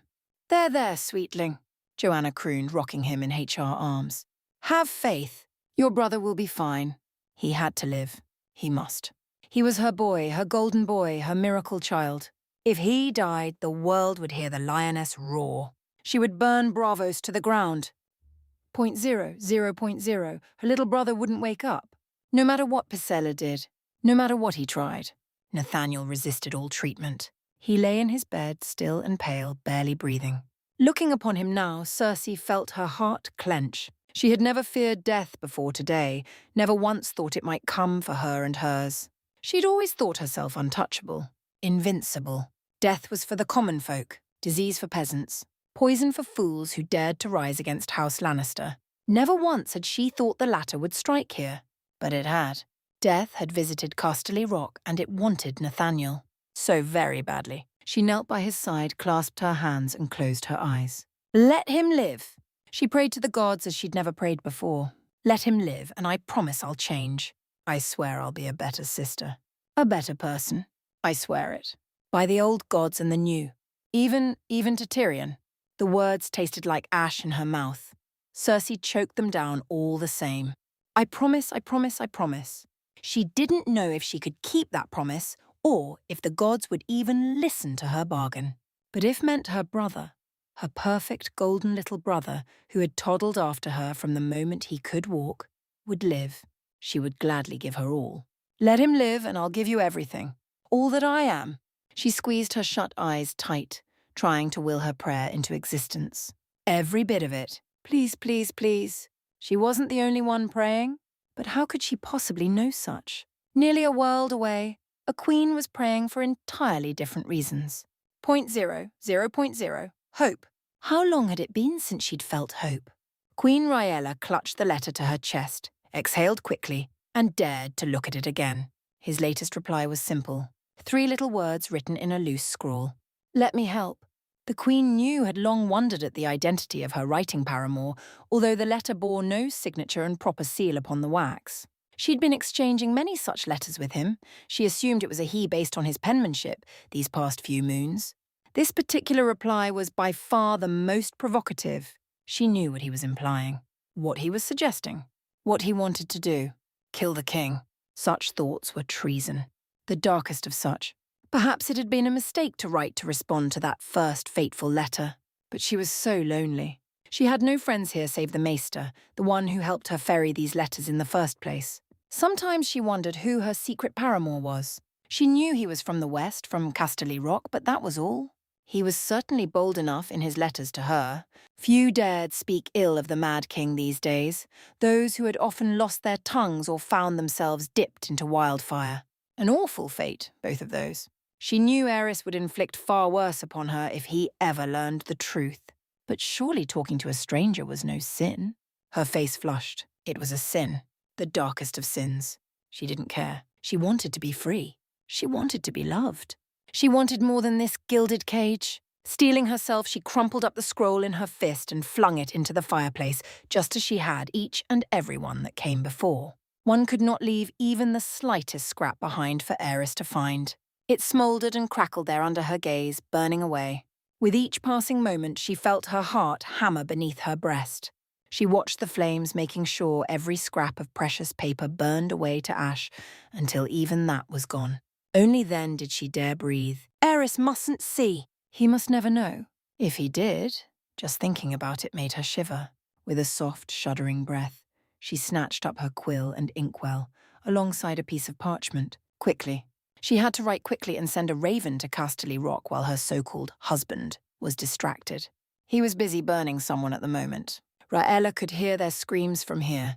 She didn't want to know who, if only because she knew what always came after. Gritting her teeth, she went to work and began to pen her reply. It might take days, weeks, even months for an answer. But she dared to pray and hope. 0.0. Curious? Varys tutted softly. Perhaps this was a secret Aerys need not know. 0.0. The Mad King cackled at the smouldering corpse before him, oblivious to the schemes swirling around his head. Ah, wildfire, the sweetest of all fires. His enemies would burn. 0.0. News of the vicious attack spread across the whole of Westeros. Lords and ladies, one and all, heard the words. They kept their children close. 0.0. You will not leave the keep today, Lyanna. But why not, father? No buts. That goes double for your brothers. His surly girl stomped outside, swearing like a sailor under her breath. Rickard Stark, Warden of the North and Lord of Winterfell, bowed his head towards the table and heaved a sigh. She would hate him today, but understand tomorrow. This was for the best. 0.0. Elia cast a wistful glance to the horizon. Nathaniel mustn't die. He must not. She'd be terribly cross if he did. 0.0. The answer is no, Robert. You and your brothers will not go outside. Not today. Piss on that, old man. You've kept us in the keep for days. One more word and I'll cuff you. The young lord grit his teeth. Fine, father. 0.0. Prince Rhaegar attacked the practice dummy with a snarl. If he hit it hard enough, he could forget his father's laughter. He hated being confined to the Red Keep. Loathed it. He wanted to be out there. With the people. He was a dragon. 0.0. Naruto fell. His mind plummeted through space and time and sky and earth as he slept, falling. He saw many things. Armies marching. Fire. Blood. A raven with 3 eyes flew beside him. There in the sky, blotting out the sun, a swarm of crying dragons. Wake up, the 3-eyed raven intoned. You must wake up. He'd heard that voice before, from the tree. Hadn't he? And then a most pleasant coolness settled over him. It felt like someone had draped a blanket of coolest snow over his skin to soothe his boiling blood. His strength, already on the verge of recovering, rushed back in. He forced himself to focus, drawing on the natural energy in the air. Entering sage mode was second nature to him now, even more so while he lay still. His recovery accelerated tenfold, and he found the strength to sit up. A boy lives. Golden eyes snapped open. Someone sat at his bedside. He squinted, blinking at her, trying to focus his blurry vision. It was the same faceless woman from before. No, he realized. Not a woman, but a girl, maybe a year or 2 older than him. His temper sparked. Back to try again, was she? She opened her mouth to speak, but he didn't give her the chance. He surged upright, grabbed her by the throat with both hands, and slammed her down, all but pinning her to the bed. She didn't resist in the least. When her hands rose, her left was empty, while her right held a small bottle. The now empty vial clattered out of her hand and struck the floor, shattering softly. "A girl is unarmed," she gasped, face paling. "A girl helped you." He could taste something in his mouth, faintly sweet. Had she forced him to drink whatever was in that vial? "Why are you here?" "To help." She looked at him with her dark eyes. The poison was potent. Most would have perished in less than a day. You slept for a fortnight, but did not die. So a girl gave you the antidote. Now a boy has recovered far sooner than he would have alone. His fingers slackened around her throat, but he still didn't let her up. Why? His brow furrowed as he sat up. "I killed your friend." "A boy killed no one," he scoffed. "Pretty sure I killed someone." "No," she shook her head, as much as his grip would allow. "You killed no one. A man who discarded his name. That still doesn't explain why you helped me." She stared at him for a long moment. When she finally spoke, her voice was soft, nearly reverent. "Our God wears many faces. Yours is one of them. You are death made flesh." He reeled back, incredulous. "You think I'm a god?" "A girl saw what a girl saw." She lowered her arms. "And a girl saw much. Your eyes changed. You possess power that men do not. Blades shatter on your flesh and in your fists. You slew a man twice your size, crushed his head like a grape. Poison cannot kill you, only make you sleep. If that is not a god, then what is?" Slowly, reluctantly, he released her. "And who are you?" She stiffened where she lay. "A girl has no name. A girl would be your sword, your shadow, your shield." He sensed nothing but honest from her. Honesty and fear. Outright terror, really. Did she think he would hunt her down? Finish the job? No. Better than that. With her alive, he'd have a witness. He needed that. More than that, he needed allies. The attack in the nursery had made things abundantly clear. He was strong in this second life, possessing nearly all of his abilities from the last, but he could be taken by surprise. Alone, he could only do so much. But with allies by his side, friends, weapons, He could always kill this one later. If you're going to serve me, you'll need a name. The girl stared up at him and said nothing. She made not a sound. Naruto knew that look. He blew out a sigh and let her sit up. You're going to make me pick out one, aren't you? The tiniest ghost of a smile traced her face as she did so. A girl would not mind. That accent. He could finally place it now. You're Westerosi. From the east. From the east. A girl lived in Flea Bottom once, when she had a name. The hair on the back of his neck rose. There was something about the way she said those words. Am I looking at your real face right now? She shook her head. You are not. Show me. The faceless girl was silent for an agonizingly long moment. Then, slowly she reached up to her face with both hands, hooking her fingers behind her ears. As he looked, she peeled it backward, parting it as one might carve an onion. It was a strangely fascinating, horrifying thing to watch. Her face came away, and her dark hair with it. Silver blonde tresses tumbled down her back, and grey-violet eyes blinked back at him, set within a lean face marred by an ugly scar cutting leftwise across the length of her brow before curving down into the bridge of her nose. It was a miracle she hadn't lost an eye. Nevertheless, he knew what she was, if not who. He was looking at a Targaryen bastard. This one was a Blackfire. Not a pure blood, that much was infinitely clear. But someone who had the blood of the dragon in her veins all the same, he could tell by looking at her. Which once more begged the question, who are you? No one. Stubborn. Let's try again. Who are you? No one. She flinched a little this time. He didn't miss it. I'm going to ask you one more time. His voice dropped a growl. Lie to me again, and I'll finish what I started. Who are you? A girl does not know. She flung up her arms in a rare fit of pique, face twisting in distress. A girl never had one. Her hands flailed at him, slapping at his chest. He barely felt it. She was always called it, or this, or bitch, or that. No names for her, never names. She never had one. Sympathy tugged at his hardened heart. Pitt softened it. You don't even know your name. Another shake of her head. A girl tried to ask once. She was given this. She touched a finger to her face and the pink scar there. She did not ask again. Then he'd give her a name. One sprang to him out the darkness of his mind. Nymeria. How's that sound? Nymeria. The young Blackfire said the word slowly, rolling it over her tongue as though tasting it. A boy has a foul sense of humour. I'm a Lannister. A rusty chuckle stole out of him despite his best efforts. What did you expect? A girl. She paused, swallowed, and took a moment to comport herself. No, I accept this name. She bowed her head, and quite suddenly there was a dagger in her hands. My blade is yours. Where she'd gotten it from, he knew not, only that she was now laying it in his lap. I will serve, from this day until my last. Valar Morghulis, Valar Dohaeris. He found himself muttering back out of habit, if nothing else. He knew what the words meant. The tiniest smile touched her scarred face. But you are more than a man. Fair. Do you know who hired you to kill me? IA girl does not. Clearly she was going to struggle with that terminology a bit. A great amount of money was given. How much? Enough for two. She held up a pair of fingers, forming a V shape with them. And so two were sent. You were to be a girl's test. Her face pinched in pain at the memory. A girl failed. A girl expected to die, but you showed mercy. Naruto grimaced. I didn't? He hadn't been thinking straight at the time. He'd just wanted her gone. Funny how a seemingly inconsequential choice like that came back not to bite him, but to aid him. A girl took your message back to the House of the Undying as demanded.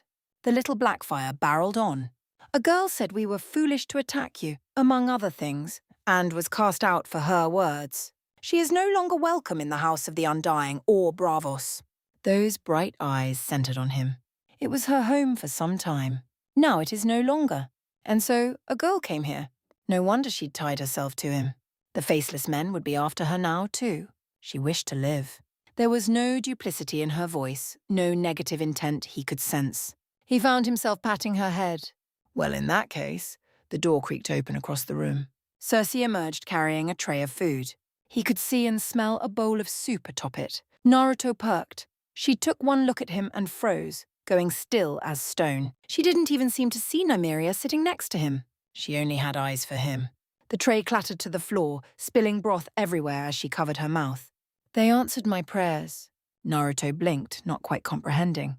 They who? His sister didn't answer. She just jumped him. 0.0. Tywin actually flinched when Cersei dragged him into his chambers. One had to know him to see it, to know what to look for, but it was there. His father's eyes didn't so much widen as they did bulge, the writing quill in his hand snapping clean in half as his right hand jerked to the side, coincidentally striking the inkwell, which spilled and ruined whatever letter he'd been penning. "You're awake." He shook his ink-spattered hand out, recovered quickly, but Naruto didn't miss the rattle in his voice. "You've been asleep for some time." "I gathered that. Where's Hami?" Cersei made a pained noise. "Hunting with Uncle Kevin. Your mother is sleeping." Tywin continued before he could think to ask of her. "I'll wake her shortly." "How are you?" Well, oddly enough, Nymeria's antidote, coupled with all the natural energy he'd drawn in, had done much to alleviate his aches and pains. Good. Straight to business, then. The future of our family with be determined in coming months, if not years. Do you remember anything of your attackers? Naruto allowed himself a nod and said what he knew. Nymeria stiffened a little at his side. "Do you understand why you were targeted?" Tywin asked. "I have a suspicion. There are precious few in this world who could command enough wealth to hire a faceless man, let alone two at once." Tywin must have given the matter some thought, because he didn't object at all when Cersei clung onto his arm. One would be the maesters of Old Town. Another would be the magisters across the narrow sea. "Lord Varys assures me that while they are terribly interested in you, they do not wish you dead." A blonde brow rose. "And you trust him?" Tywin made a rare noise of approval. "I trust him to act in a certain capacity. The man loathes magic, but he would not act in such a feckless fashion toward one who hasn't threatened him. He is nothing if not honest in that regard. Think then who could command such wealth, who has a grudge against the Lannisters, who would stand to benefit from your death." He was being led to an answer. "The king. But why?" "My friendship with Aerys," Tywin looked away with a grimace, "if you can call it such, has been deteriorating for some time now. And speaking of dragons," he looked to Nymeria, "I understand we have you to thank for my son's survival." Nymeria shrugged one shoulder. "A boy would have awoken sooner or later. A girl merely expedited his recovery. You are one of the faceless." "Was." She scowled. "No longer." Cersei glowered at her. "How easily you turn your coat." Naruto pinched her just above the ribs. Rather than retort, she bowed her head. Odd, that. Why was she behaving? "You chose to back the winning side." Tywin's words drew him back to reality. "I can respect that." He looked to him. "And you trust her?" He could feel Nymeria's gaze on him, pleading. It occurred to him that he could have her killed in this moment. She wouldn't be able to do anything about it. Decency won out. "She didn't have to come back here. I'd still be in a bed, if she hadn't." "Fair," Tywin allowed. "A former faceless girl might be useful." Nymeria bridled. "I serve only one?" Tywin took her defiance in stride. "Aid us, and I shall see you rewarded beyond your wildest dreams." But back to the matter of Jaime.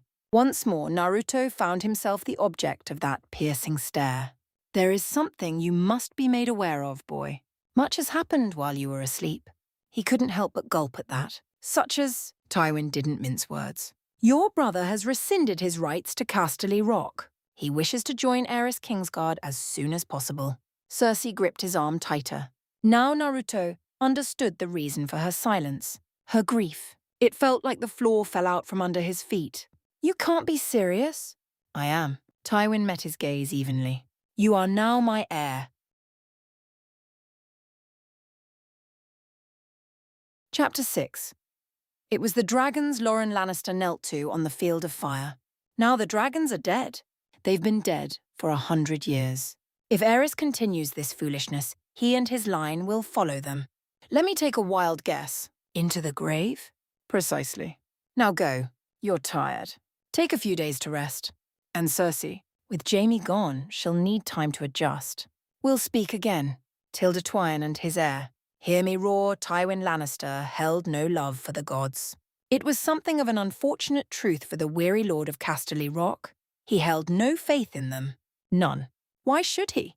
If the so-called gods had their way, Nathaniel's head would be on a spike somewhere, and Joanna would have died bringing Tyrion into the world. Tyrion, who had been born a dwarf. Tyrion, who shamed the family with his very existence.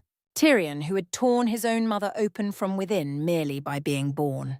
Nathaniel had been on hand to prevent that, but the danger remained. No, the old lion chided himself as he writ another letter, one of many. Don't focus on that. He despised the gods, not because of Tyrion, but because it seemed that they would never stop trying to take Nathaniel. This was not the first time someone had sought to end his second son's life. There had been 3 prior to this, 3 Nathaniel didn't know of, that he would never know of if Tywin had anything to say about it. Pycelle had stopped one, the Hound another. Joanna carved the last one a bright red smile from ear to ear and mounted their head outside the castle gates as a warning. That memory lifted Tywin's spirits somewhat. His wife was a lioness through and through, and she had her claws. Woe betide any who sought to harm her cubs. Gods, he loved her. For a time it seemed her warning was enough. The mysterious attempts had stopped and he'd thought no more of them. Until this. Until someone, Aerys, sent not 1 but 2 faceless men after his son. They'd failed, but poison had nearly succeeded where their blades faltered. That was the part that troubled Tywin. Poison.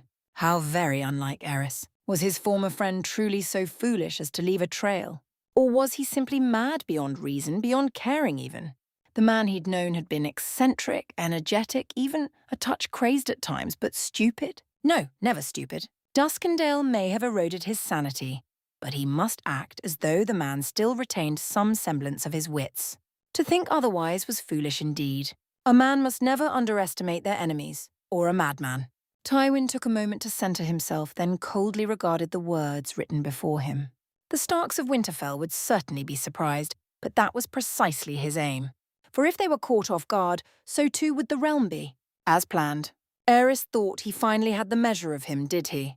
The Rains and the Tarbecks once thought so. Now the Rains weep over their halls, with not a soul to hear. Tywin took a certain grim satisfaction sealing the letter with red wax red as blood, and in pressing his signet ring into the ink. From there he blew on the wax to cool it and set in the box with the rest.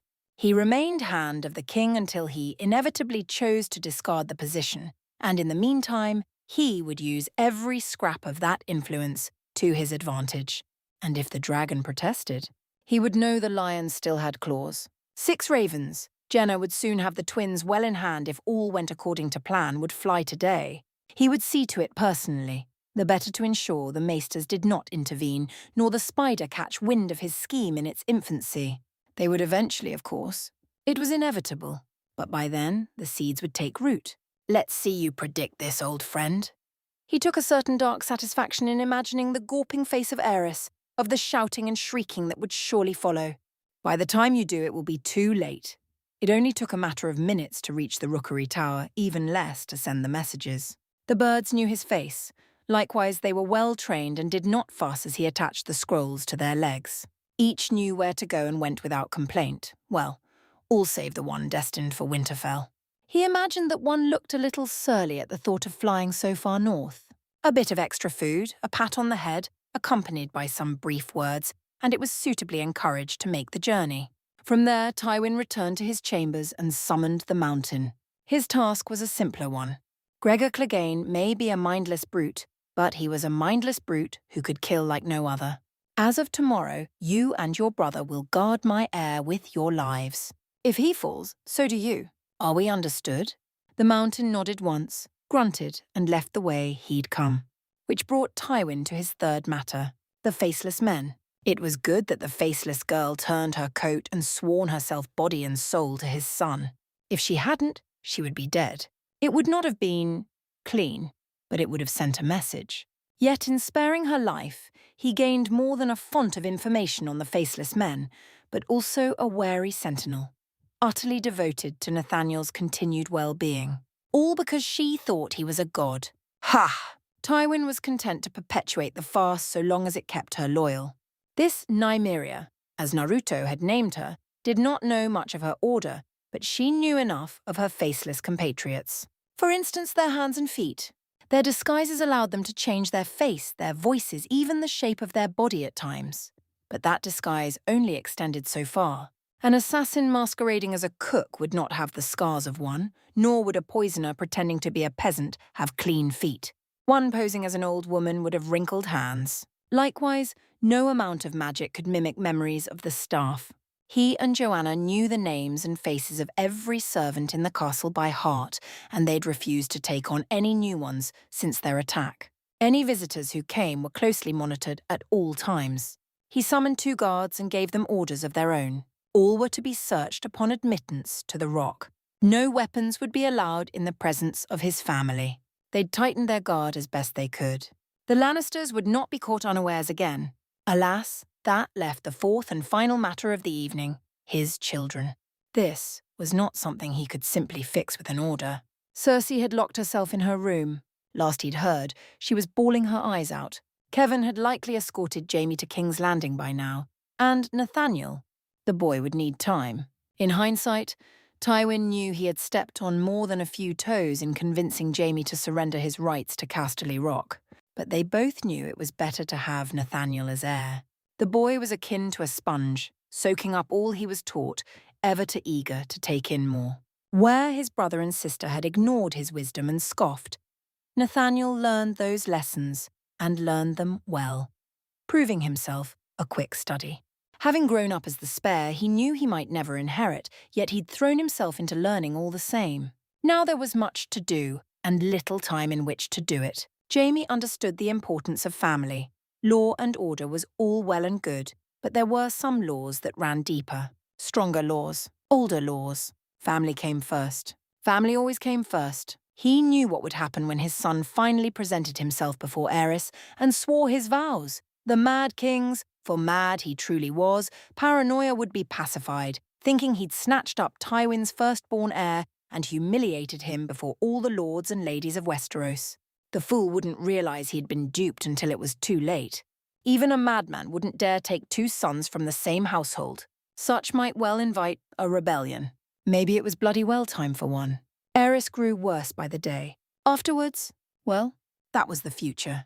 It would take much to see Jaime released from that cloak. But released he would be when the time was right, and he would be free to do as he wished afterward. Tywin knew he was skirting between loyalty and treason. Some of these plans might well take years to reach fruition, but neither gods nor man would compel him to give another child to Aerys. To prevent that, he needed allies, a great many of them, and soon. Someone knocked on his door. Ah, here came one now. Enter. 0.0. He was dreaming yet again. Naruto was so terribly died of dreams. He'd seen enough for a lifetime. Yet they just would not let him be. This time, he couldn't even make sense of them. A scattering of flashing images of sights and sounds, and those he did see made little sense. He glimpsed a kraken rising from the deep to strange rows. A wounded lion limped through a forest missing one paw, a young viper hiding in its mane. Bother were hounded by a skinless man. Wolves howled over the corpse of a stag. Towers tumbled. A mad dragon laughed, only for another dragon to bite his neck. Trout boiled in their rivers as falcons fell from the sky. A tide of ice came from the north, and this time there was no one to stop it, only cold blue eyes staring at him out of the dark. A voice like knives hissed at him. I see you. This wasn't a dream, was it? Dreams didn't bring this kind of cold. Calm. Whatever it was, it couldn't hurt him. He lifted his chin to glare at it in return. I see you, too. That seemed to surprise it, whatever the blazes in was. You are not afraid? Bitter laughter tumbled past his lips. I've seen worse than you. It made a noise. Might have been laughter. You have not. He had. So much worse. Was a dream or a vision supposed to scare him?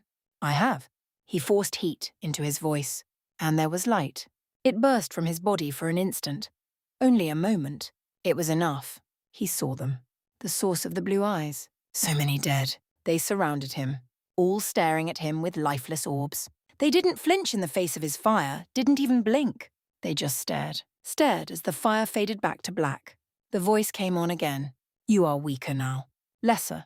The fox is not with you. It stung more than he cared to admit. And? He tilted his head. Just because I'm weaker doesn't make you stronger now, does it? I'll find him. Just you wait and see. Arrogance radiated from the Darness.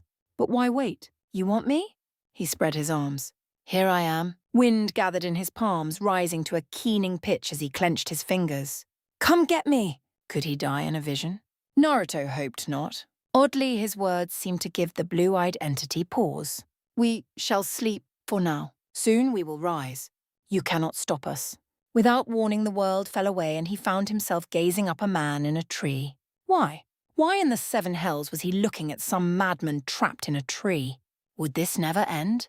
All around him, a cage of roots loomed in very direction, barely visible in the dark, forming a strange chamber of earth and stone. You are dreaming. The man looked at him and spoke, his voice a low, raspy whisper from years of silence. Wait, how did he know that? But you are not Brandon Stark. You are not meant to be here. He blinked. You can see me? I can, son of fire. As can he. Your presence has changed things. A trembling finger rose to jab at his chest as the strange tree man prattled on. Slowed some events, accelerated others. Obliterated yet more. There is much to do and little time in which to do it. Now wait just a second. The man in the tree most assuredly did not. The name Lannister is not enough. You must gather allies. Shout at the man with the burned face, but be gentle with she who is faceless. Find the fox. Burn the madness out the realm and hold it together.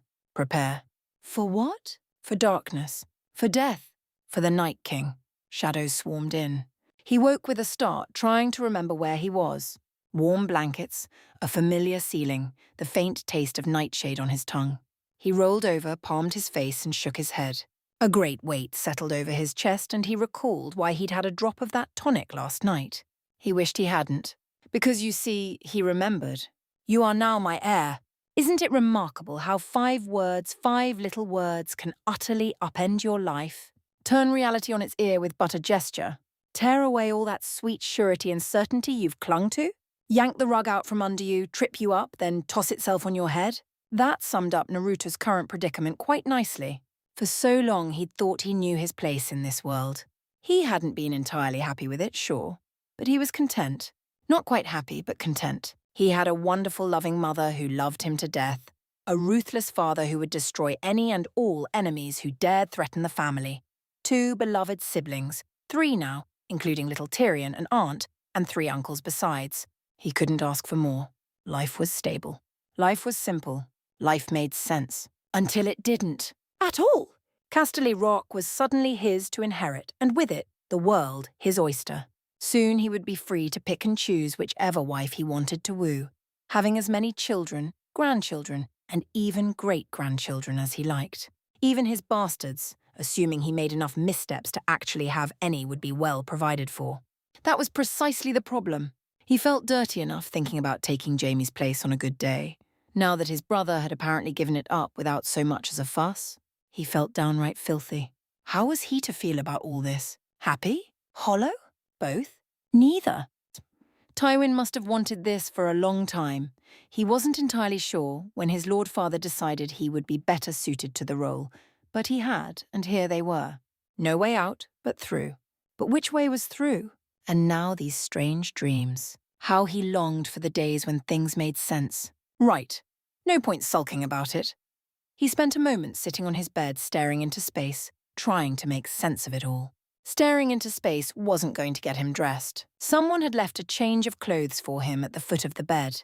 A red gold tunic and long black trousers. Naruto threw them on haphazardly at first, realized how that would look, as well as the gossip it would cause among the servants, then took time to dress himself properly. From there he paced to his mirror. The face that stared back at him looked wearier than words. "You're in the great game now, beloved nephew," Uncle Geryon had told him. And the great game is terrifying. It certainly was, if only because he didn't know what in the 7 hells was going on anymore, or how he was going to adjust. What had changed while he was recovering? Why was Cersei suddenly on her best behavior? Why had Jaime ridden to King's Landing to join the King's Guard? Why was he having these visions? Riddles within riddles, plots within plots. He'd get to the bottom of them sooner or later, it was just a matter of time. But he'd never really had the patience for this sort of thing. To that end, Nymeria hadn't left his side. The faceless girl lurked nearby even now, watching over him with endless patience. If she was hiding under the bed, he was going to have a good long laugh. As though reading his mind, something shifted under the bed. Naruto blinked. You must be joking. Someone tapped on his door. Nice. Naruto straightened up, mustered his best Lannister expression and sighed once. Come. Grand Maester Pycelle, still on loan from King's Landing, shuffled in like the dusty old codger he pretended to be. My apologies, my lord, the aging Maester rasped, for interrupting your time of leisure. I wanted to discuss a few matters with you, in light of your recovery. He reached a trembling hand into his pouch and withdrew a pair of letters. One was larger than the other. I have here a letter from Elia Martell. She wished you to read it should you wake. He strode forward to take them and paced back to his bed. Elia! He'd almost forgotten about her in the chaos. But the larger letter? And another, Pycelle groaned behind him, from a most auspicious personage. Naruto glimpsed the three-headed dragon stamped into the wax. His breath hitched in his throat, and he found himself inhaling reflexively. The Queen. His fingers itched and he to read it, but he didn't dare. He absolutely did not dare, not with Pycelle in his presence. His fingers ran over the scroll a moment longer, checking it for any breaks. Still sealed. Good. Idly he looked back to Pycelle, still lingering near the door. Very well. He needed to have words with the man in any case. Now seemed as good a time as any. Turning his back on Pycelle, he walked away and traced one hand over his desk. I understand you nearly let me die some days ago. Pycelle's face turned a fascinating shade of puce. My lord, I would never. I kept you alive. And in pain, he continued, plucking a piece of fruit, an apple. He bit into it heartily. Swallowed now. What was it you said? I should have died? Pycelle flinched. That is not what I meant. You must understand. Oh, I do? He bobbed his head, savouring the brief gleam of relief in the older man's eyes, right before he snuffed it out. And you must understand that I'm well within my rights to have you thrown into a cell. Perhaps a stay in the dark will loosen your tongue. The poor man went white as a mouse. My lord! That is, you cannot. Still he persisted with this farce? His temper sparked. Enough! Pycelle paused. Lord Nathaniel? I can't be the only one to see through this performance. He channeled Tune as best he could and glared at him, hot enough to melt Valyrian steel. How is it possible that so many could be so stupid for so long? Pycelle continued to stare at him. It roused his temper further. You're old, not mute, he snapped. Speak! Or would you rather go the way of Eileen Payne? Pycelle was silent for a moment more. Then he smiled, the smile not of some doddering old mouse, but a wily rat, clever and sly, and abandoned his hunch. When next he spoke, his voice held a strength that it had lacked only moments before. There are times when I have trouble believing it myself. Naruto sat on the bed. Then why the farce? You truly are your father's son. The old. Maester chuckled at that. It was a surprisingly deep sound now that he wasn't putting on airs. It took even him some time to recognize my deception. I hadn't thought you would see through me so easily. His frown deepened. You still haven't answered my question, Pycelle. I shall, with but a word. Flowers. He blinked. I don't follow. You will. The utter surety of his words unnerved him yet further. So many flowers, my lord, each wanting to grow the tallest, bloom the brightest. He scoffed as though at some dark joke only he understood. Then, one by one, sooner or later, they all get plucked. No, he shook his head. I don't want to be the tallest or the brightest. I only want to remain in the garden until my time comes to return to the dirt. Ah, so he wanted to survive then. Good. He could use that. A man could be compelled to do all manner of things in the name of survival. Thanks for the poetic candour, but I still fail to see why I should trust you. I have served the interests of the House Lannister. The Maester lifted his chin to stare him down, but he didn't miss the tiny hint of fear lurking behind that confident demeanour. Unfailingly for generations. Your father has built the strongest house, and it is that house I wish to serve. Tywin had built a strong house indeed. It didn't change his questions. And what happens when we are no longer the strongest house? You say such, Pycelle granted him a wry smile. And yet I do not think such a day will come while I still draw breath, my lord. Naruto took another bite of his apple and waved him on. You represent the dawn of a new age. Pycelle rubbed his hands together, openly simpering while he watched him eat. A new era. Your father sees it. Your mother sees it. Even your siblings have begun to suspect. But I saw it from the first. The moment you manifested your talents. To that end, I have endeavoured to protect you from the moment you were born. Shortly after you came into this world, he paused, weighed his words for a moment, then barreled on. I was approached by a man. He offered me an absurd amount of gold to kill you. The very next day he found himself in a cell. And what proof do you have? None. The aging maester shrugged. Everything I have told you, your father already knows. By all means, ask him. That said, he sensed the other shoe about to drop. I wish to apologize for my earlier conduct, he continued. You are the second son. I could not be seen to favor you overmuch. Even now, as Lord Tywin's heir, there is a limit to the aid I can be seen granting you. Varys has spied everywhere. It is a delicate balance I walk. Naruto had an inkling. He chose to ask regardless. And why is that? Many a maester in Old Town wishes to be rid of you. Some see you as an abomination, a mage. But not I. He shook his head. I am loyal to House Lannister. I will always be loyal. Unlike that faceless girl of yours.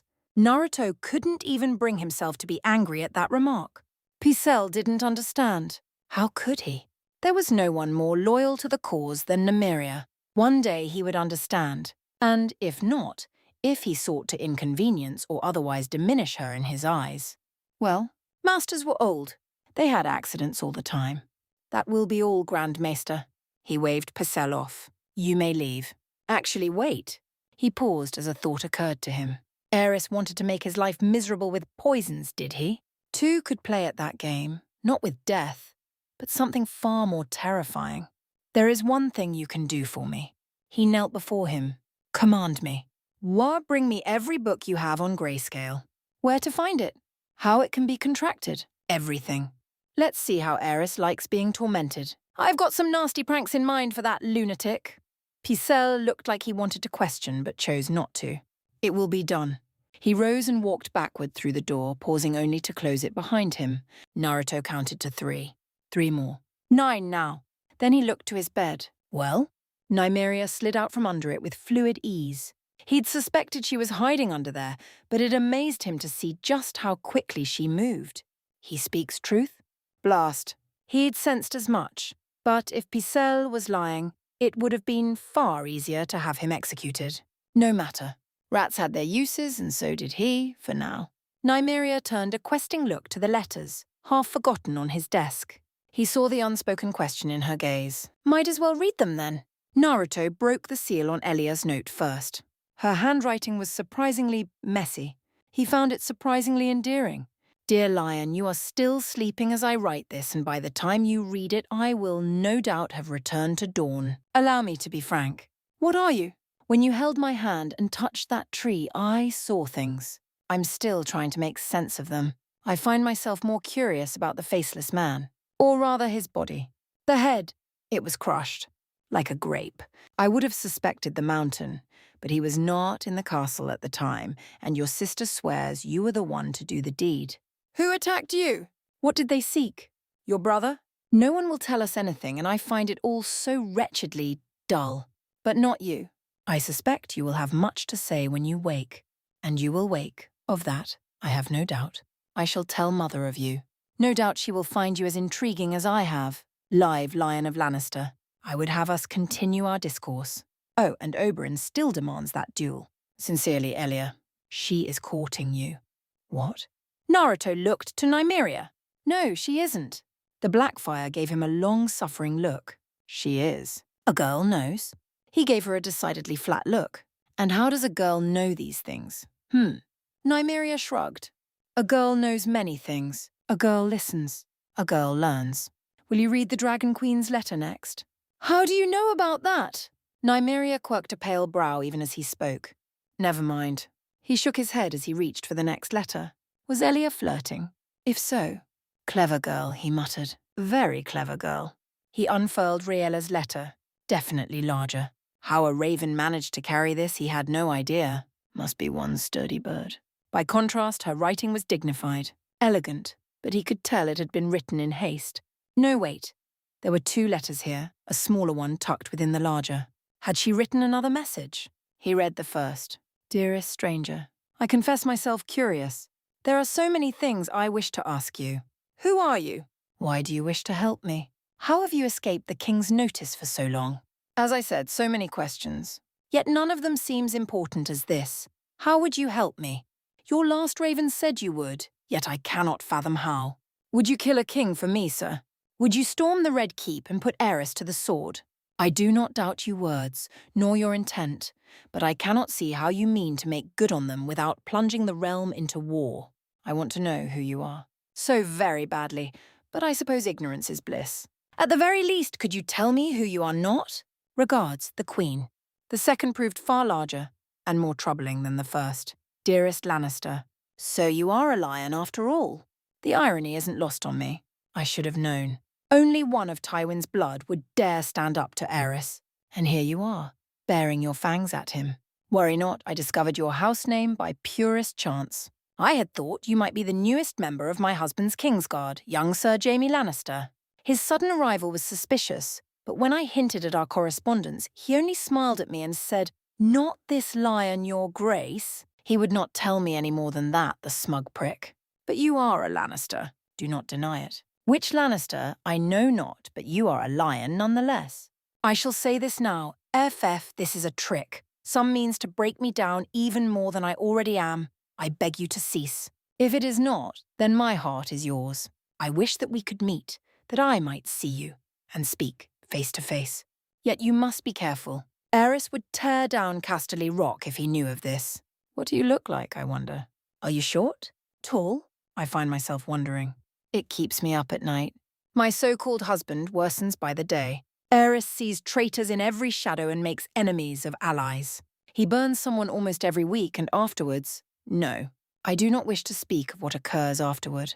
My own Kingsguard cannot protect me, though Sir Jaime has tried as best he can. One of the older knights made the mistake of arguing with the king just yesterday. Eris had him burned before the court for all to see. He called it treachery. I call it the death of a god-man. All the while, no one stopped him. Not Sir Athory Dane, not Sir Barristan, no one. This madness cannot go on much longer. Should he find these letters, I expect fire shall seem a lover's caress. I would ask that you burn this as well once you have read it. I hope to hear from you soon, my lion. Tentative regards, Tilda your queen. Nymeria made a noise that might have been a distant cousin to whistle. My lion, she says. She turned a wry smile on him. A boy has done his work well. Naruto groaned. Not another word. And she calls herself your queen, the faceless girl cooed, sitting beside him on the bed. How adorable. There'll be no more discussion on the matter. Utterly red-faced, he could only elbow her as he stalked his way to the blazing hearth. A flick of his wrist cast Rhaella's letters into the flames. He watched it smoulder away completely. It gave him time to banish the flush from his cheeks and recover his wits. Did you find the hound? Nymeria tilted her head, idly making him think of a cat he'd once seen. The one with the scarred face, yes? That's the one. And he's been burnt, not scarred. Her brow furrowed. What is the difference? He gained those awful wounds in battle, no? No, he mimicked her voice. A girl knows much, but she does not know all. Then how did acquired such horrid injuries ask his brother, Gregor? Why? He told her the tale soon thereafter. By the time he'd finished, her expression had grown dark indeed. Say the word and I will slay him. Tempting, but no. Naruto shook his head. Not quite yet. Where did you find him? In his room, looking after his sister. A girl does not like this Gregor Clegane. Stay away from him, you hear? He wagged a finger her way. If he gets his hands on you, I'll have to kill him. Gregor was a dangerous bastard and twice as mean. He did things, foul things, dark deeds he couldn't prove, because there was never any proof, but twisted all the same. That one hadn't been born quite right in the head. His sister only lived because he'd kept a watchful eye on her. But he was good at killing, so Tywin kept him, for now. That would change soon. But first, Sandor. That was a matter he'd been meaning to rectify for some time now. No time like the present. He was just climbing to his feet when the door opened again. My sweet boy. Nymeria tried to dive back under the bed. Too little, too late. For her. Naruto had all of instant to brace. Then Joanna was on him in a swirl of silk, pulling him into her bosom. Tywin must have told her he was awake. She certainly acted like it because she herself down onto the bed and hauled him onto her knee. Heat speared through his face. He was too old for that. Moom, he whined a little. I'm fine. Really, I am. Don't you mother me, young man. She gave him a good hard shake. I was worried sick. And who is this Blackfire girl Tywin's told me about? Nymeria sneezed and Joanna's gaze snapped to her. She would have given Kushina herself a run for her money. Ah, there she is. Come here, child. Nymeria cast a pleading glance his way. Naruto shook his head. Nope. Not getting between that. You attacked my son. A nod. And then you saved his life. Another nod, he's smaller this time. A girl did. Good. Should you betray him? I will know. Now then. Her arms snaked out, grabbing Nymeria and reeling her in. In an instant, she had the poor girl planted in her lap opposite him. Tell me about yourself. Nymeria squeaked out a protest to no avail. This was one battle even a faceless girl couldn't run from. 0.0.0. Someone was knocking on her door again. Cersei buried her face into her pillow. Couldn't they take a bloody hint? She wanted to be alone. 0.0.0. A scarlet-slitted eye opened in the dark. It was too damn cramped in here. When would he see the sun? 0.0.0. The hound wasn't hard to find. Tywin had kept him and his brother close. Simple enough. What followed afterwards was decidedly not simple. Nay, not at all. 0.0.0. Sandor knew there was trouble when the door opened. If it were him alone, he wouldn't have bothered. But he was busy sharpening his sword. His little sister wasn't. Selene was closer and practically flung it open. She always did like visitors in the keep. Part of the reason she always kept their hearth burning and well stocked with firewood. My lord, we weren't expecting you. Quit the visitor, indeed. He hadn't expected Nathaniel fucking Lannister to drop in. Xandor lowered his sword and watched them. Selene was a darling girl of 10 with dark hair, brown eyes, and a sharp wit to match. Clever girl, and sharp as a tack, this one. His one weakness. He didn't like leaving her alone, so he kept her with him wherever he went these days. Away from Gregor, away from those dark eyes and grasping hands. But damn if she didn't make him weak. Don't worry, this won't take long. He cast a quick glance about. Is Gregor around? Both of them stiffened. Selene's smile grew strained. No? Oddly enough, that seemed to please him. Good. Would you mind kneeling for a second, Clegane? Fuck kneeling. The hound spat at his feet. You ain't a king, little lord. And you're too damn tall, you big bastard. He wasn't prepared for the explosion of expletives that burst forth from Nathaniel Lannister, so much so that he reeled back on one foot. I can't heal your bloody face with you towering over me like that. Now do you want me to fix what your brother did to you or not? Clegane looked past him. His baby sister tapped her foot impatiently. Just let him do it already. You'll feel much better. Selene really was his one weakness. He thanked the gods every day for her survival. Oh, for crying out loud, hurry up and kneel already, big brother. Sandor Clegane never knelt so fast in his bloody life. Nathaniel laid a hand on his scarred face. It didn't hurt. If anything, it itched like bitch. 1,000 ants crawling across the right side of his face. He grit his teeth against it, hating every moment, trying not to squirm. Bloody mage! Swords he understood, women he understood, but magic? He'd never understand magic. 'Cause you couldn't fight magic, not the usual way, at least. The idea of something he couldn't fight made him feel weak, small. And then, quite suddenly, the itching sensation stopped. Here. The little lordling handed him a mirror.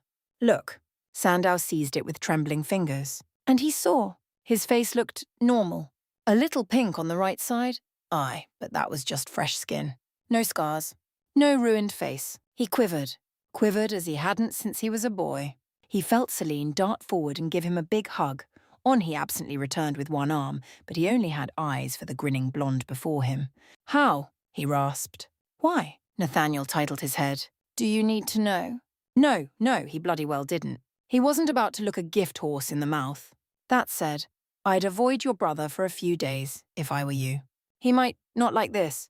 A harsh bang caused them to jump. Sandor looked back. Something stood in the doorway. Something. Not someone. Never someone. Sandor hadn't considered his brother human for a long while. Because make no mistake, it was the mountain standing in the doorway, clad in full armor. There was blood on it, of course. Always was. He didn't miss the wineskin in his hand nor his flushed face. Seemed someone had been drinking. Shame. Gregor was mean enough when he was sober. Put a little wine in him and he got worse. Clegane. Nathaniel grunted. Selene gulped enviously. Brother. Gregor looked toward him. Blinked. saw his healed face, frowned now. Sandor tensed. He wouldn't put it past the bloody monster to try and burn him again. The little lord must have realized it as well, because he sighed. Go ahead, try. He turned a limpid smile on him. See what happens. Sure enough, the mountain took the bait. He didn't say a word. Not one. He stepped forward, threw the wine sin away and reached for Sandor. The younger Clegane tensed. Thunk. Sandor didn't see the prince move, but he certainly heard the punch that folded his brother in half. It shook the damn keep. His greatsword went flying across the floor. Celine yelped and ducked away behind him. Sandor shielded her with one arm, for all the good it did, HM. Here now, in this moment, Gregor wasn't focused on them. See, that's the funny thing about giants.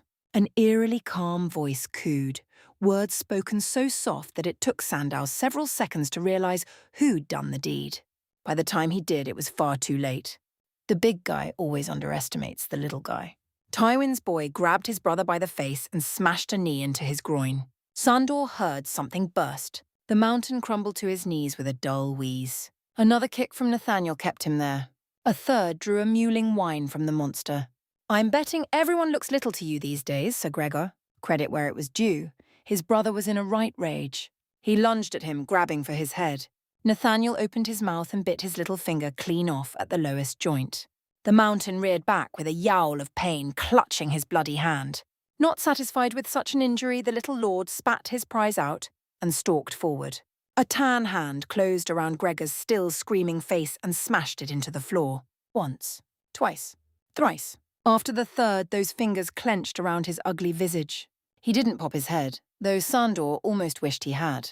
Instead, he marched to the fireplace, dragging the stunned Gregor behind him. Oh, Sandor clamped a hand over Selina's face and made her cover her ears. He didn't want her to see this. Because he did.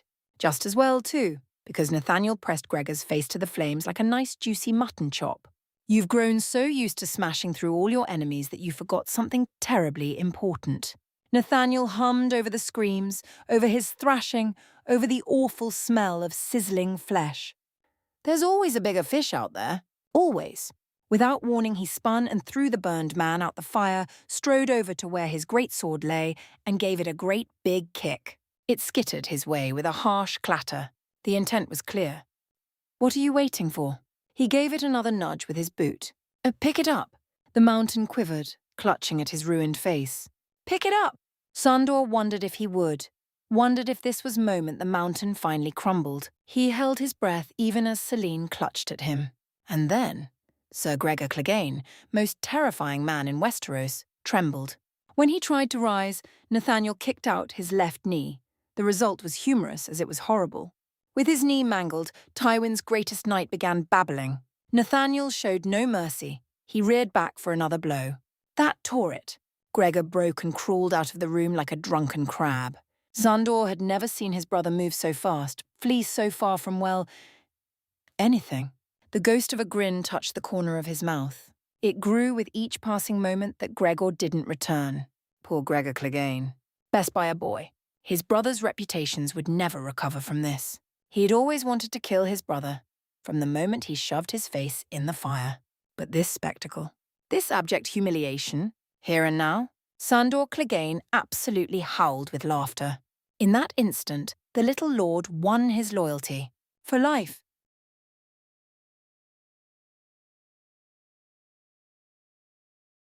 Chapter 7. You're a Lannister. Act like one. Oh, but I am. A true lion keeps his claws concealed as he stalks his prey, never looking away. Always watching, waiting until his prey shows that fateful moment of weakness. And then he pounces. Tilda, break your chains. You maim the mountain. Nathaniel didn't flinch, bless him. I did. What of it? Standing before his desk once more, Tywin's heir met him stare for stare and refused to budge an inch. It almost made him smile, like looking back through time to the boy he'd once been. Would that the rest of his children had such steel in their spine. Tyrion was just a babe. He'd all but given up hope on Cersei for now, while Jaime had only just begun to find his. But Nathaniel? The Mad King himself could have stood in this very room, and he doubted that stoic expression would waver. With an iron will like that, the legacy of the Lannisters would be in good hands. And so, rather than reprimand him, Tywin asked a question. Why? Simple. The boy planted a hand on his desk.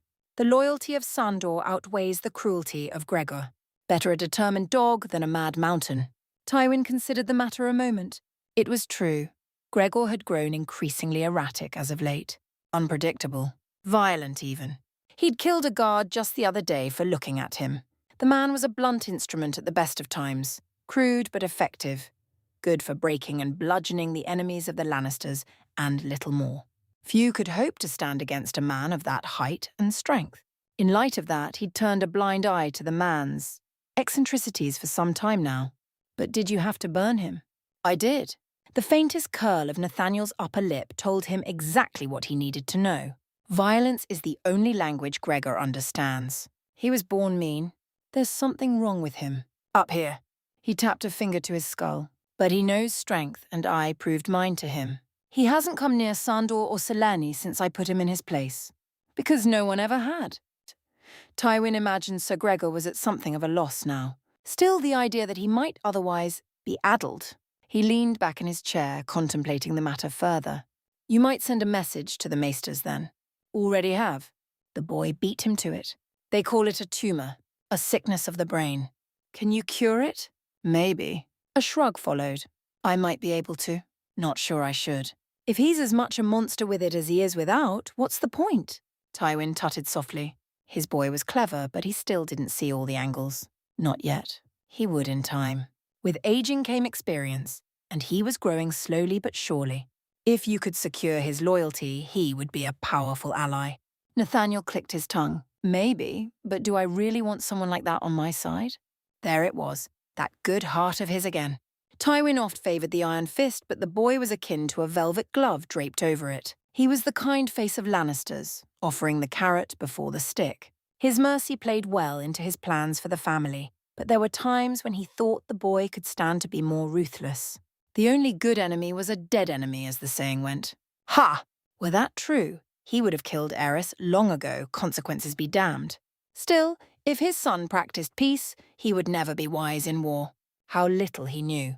Which brings us to another matter. He steepled his fingers. Lord Rickard Stark has agreed to my offer. Nathaniel caught on quickly. Sharp as a tack, this one. You're fostering me in the north? For a time. 5 or 6 years, perhaps. Your sister will go to the Stormlands. Sure enough, the boy's expression proved quite telling. Tywin pursed his lips. You do not approve? His son most surely did not. I have questions. Good.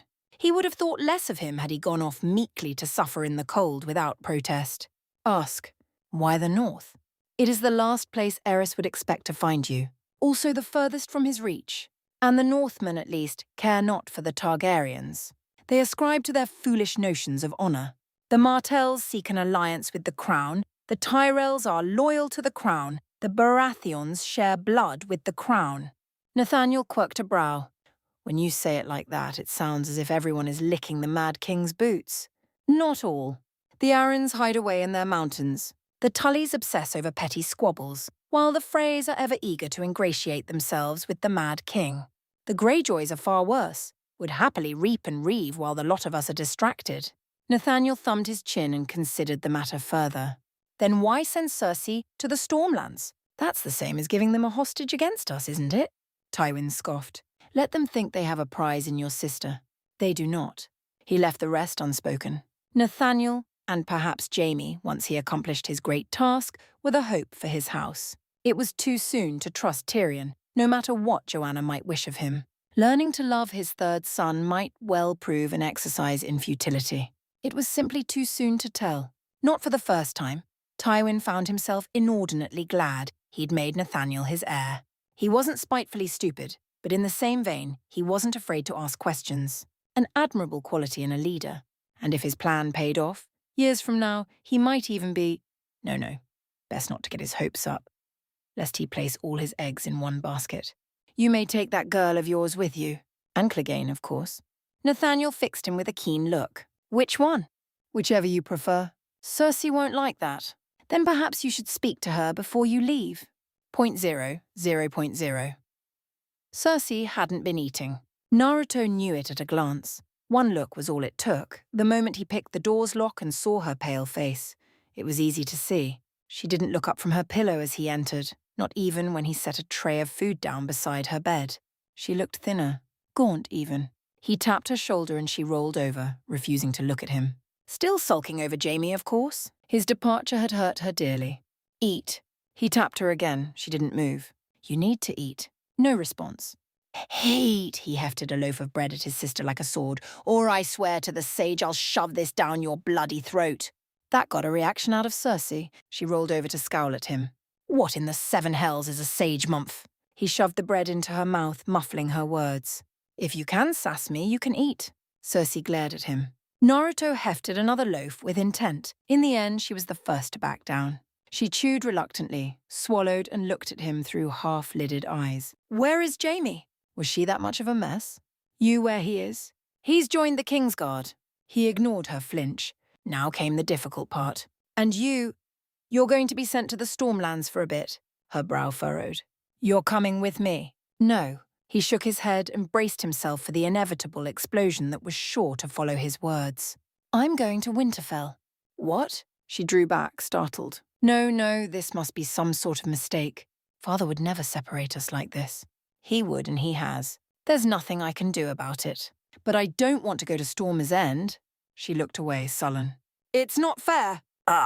Wasn't she supposed to be the older sibling here? Why did this always fall to him? Father doesn't hate us. He took her by the arm and steered her back to him. He's trying to protect us and build bonds with the other houses. It'll only be for a few years. How many? 5 or 6. Maybe less. Cersei absolutely hissed at him. That doesn't mean he can sell us off like a pack of. She paused, paled suddenly, and swallowed a caustic retort. Never mind. There it was again. That pause, the moment she took to compose herself. She'd stopped herself from saying something nasty again, from being an utter shrew. Why are you acting like this? Like what? Cersei averted her eyes and looked away from him, idly twirling a lock of blonde hair around one finger. I don't know what you mean. Like that. He snapped his fingers at her. Not yourself. She took a deep breath, perhaps in anger, or maybe to steady herself. He never knew. And then, I prayed for you. Now it was his turn to blink. Pardon? While you were dying, she elaborated, patting his hand.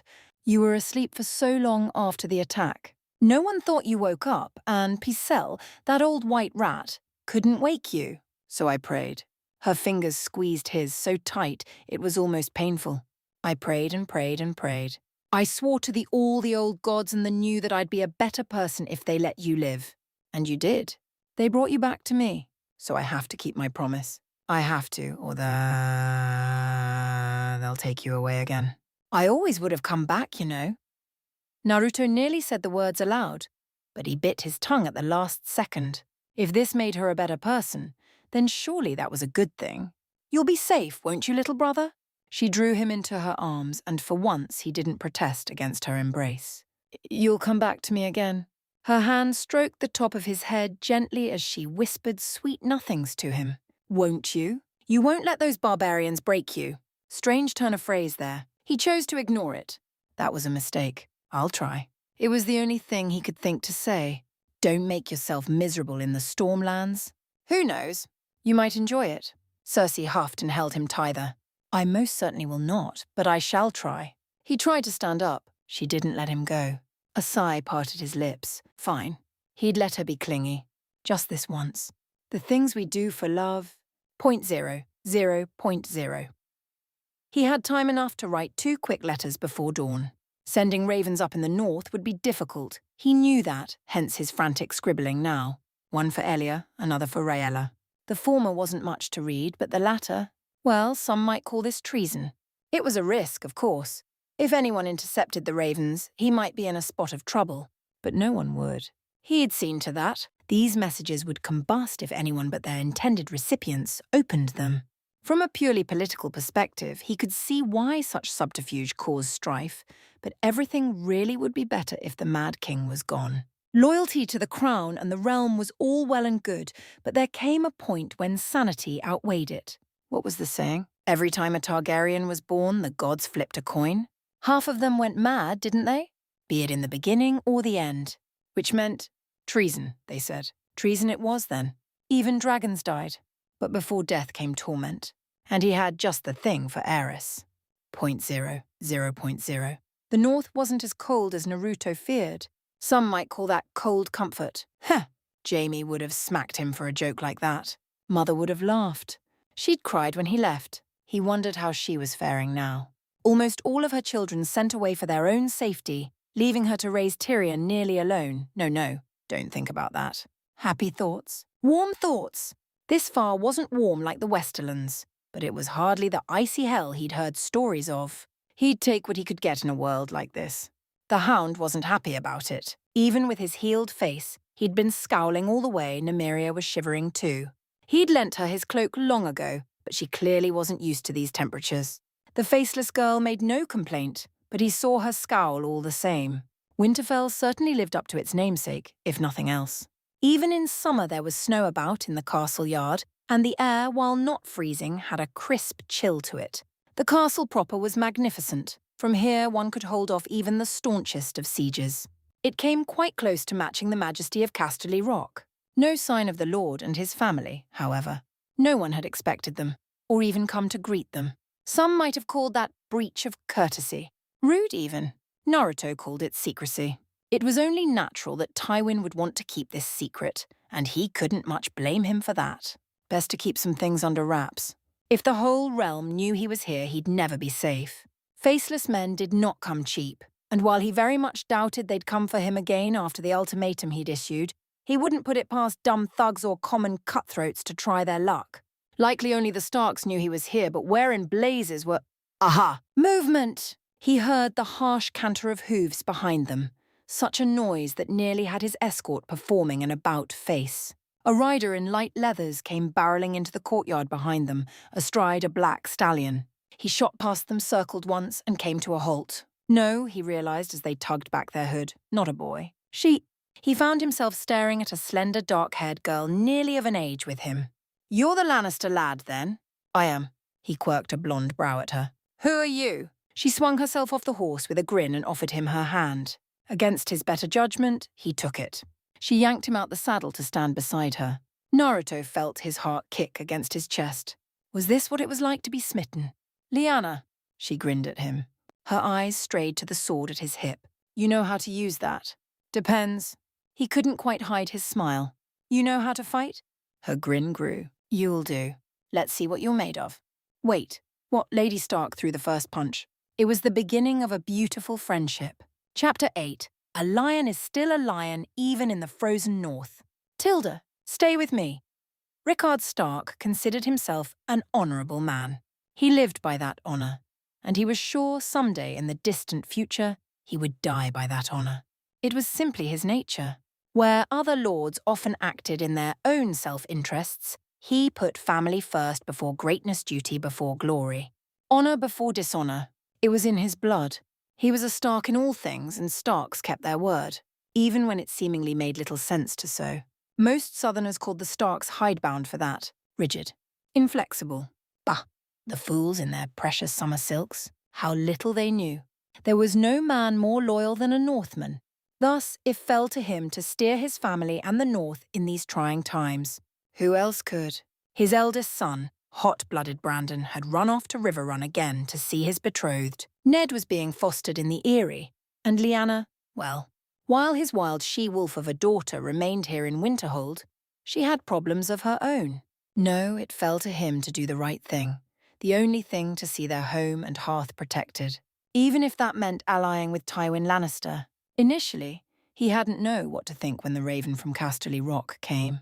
Such an odd message it carried. Dark wings brought dark words, as the saying went, and his had proven no exception. He'd spoke of terrible things, of the Mad King's increasing paranoia, of him striking at his children and advising him to do the same. That raven would not be the last. They'd continued their correspondence in the years that followed.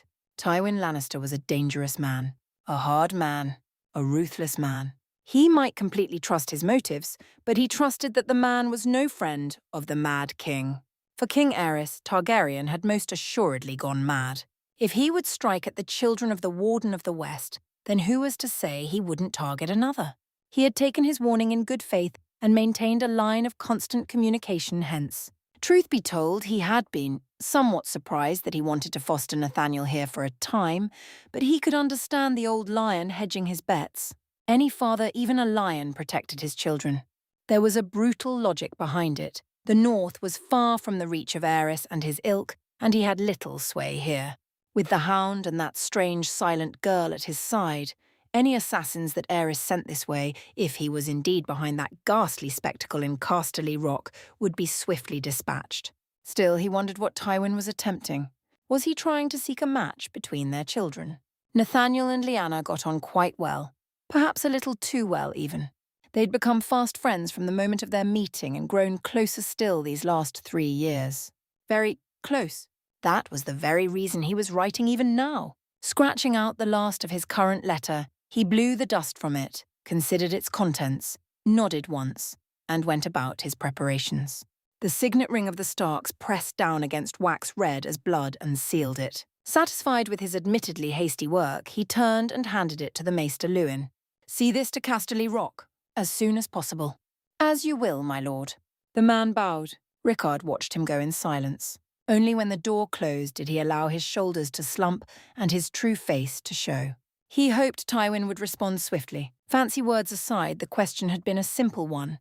"Is your son seeking my daughter's hand?" He didn't know. He just didn't know. Nathaniel and Lyanna were thick as thieves, and while it was true that they were a good match, he knew Nathaniel was writing letters of his own. Not just back home to Casterly Rock, oh no, but Dorne and King's Landing as well. He had many fingers in many pies, it seemed. Honour had prevented him from breaking the seals to read the messages himself thus far, and well it did, because it kept him from being caught up in a game of courtly intrigue that he had no desire to deal with. There was no simply way of know what that boy was thinking at any given day. Could he, in good faith as a father, entrust Lyanna to them? Would he honour her? Letter aside, Nathaniel at least comported himself better than that Baratheon boy. He'd heard unsettling things about that one, and brothels. He couldn't countenance such a man to be her betrothed. Or worse, the Prince Rhaegar. No. He didn't want her anywhere near the prince. He refused to subject her to the madness of Aerys and his ilk. Just thinking of it made him shudder. But Nathaniel! Nathaniel! What was he going to do with that boy? He spoke to her with honour and accepted her fiery disposition as few suitors could. 7 hells, he encouraged her most of the time. He genuinely seemed to enjoy riding with her, sparring with her, even venturing down the crypts with her on occasion. He had no doubt his daughter would be delighted with such a match, if indeed that was Nathaniel's intention. Sod this. He needed a drink. A knock on his door drew him forth from his maudlin melancholy before he could indulge. Rickard looked to it with a world-weary sigh. He didn't tell them to enter. He didn't wish to be seen in such a state. "What is it?" "Begging your pardon, my lord," a servant called, her voice muffled through the wooden frame. "But you told me to tell you if there was another disturbance in the yard." The grey ghost of a smile plucked at his bearded face. "Fighting again, are they?" A regal sniff answered him. "They sounded almost proud dueling, my lord." "Again?" He chuckled softly. "Who's winning this time?" .0, 0.0. Rah! Lyanna fought like a demon. Her sword flicked in at his face like greased lightning, constantly striking, lunging ever on the attack. Naruto ducked, but not quite fast enough. She was quick, even with a blunted blade, fiendishly so. Pain blossomed up his side. He grit his teeth, stomped down, and twisted his body at the last instant, evading her what he knew would be a follow-up thrust by the merest margin. Her strike went wide, and he hammered a fist up into her gut. She staggered back, massaging her stomach, and actually laughed at him for it, the wild girl. Well struck. Only a Stark could get the wind knocked out of them and laugh. The people of the north were made of stern stuff indeed. She dove in at him again, sword swinging, forcing a high parry. Her eyes sparkled as she disengaged in a swirl of silk and brought her blade screaming in toward his left hip. He swatted that aside and struck back in a wide sweep that had her dodging back to gain distance. The very second she stepped back, he brought his blunt blade crashing down in an overhand swing.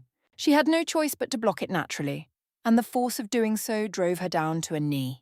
Here at last, her smile faltered just a little. Right before she gave up the block, swept to the right, and smashed her sword into his knee. He grunted in surprise, briefly unbalanced, and stumbled back, letting HR reclaim her footing once more. That was a cheap shot. Her smile flashed out, brilliant as a sunbeam. All's fair in love and war. A blonde brow rose. And which is this, then? She faltered for a second. He used it to close the distance and attack again, forcing her on the back foot. No fair.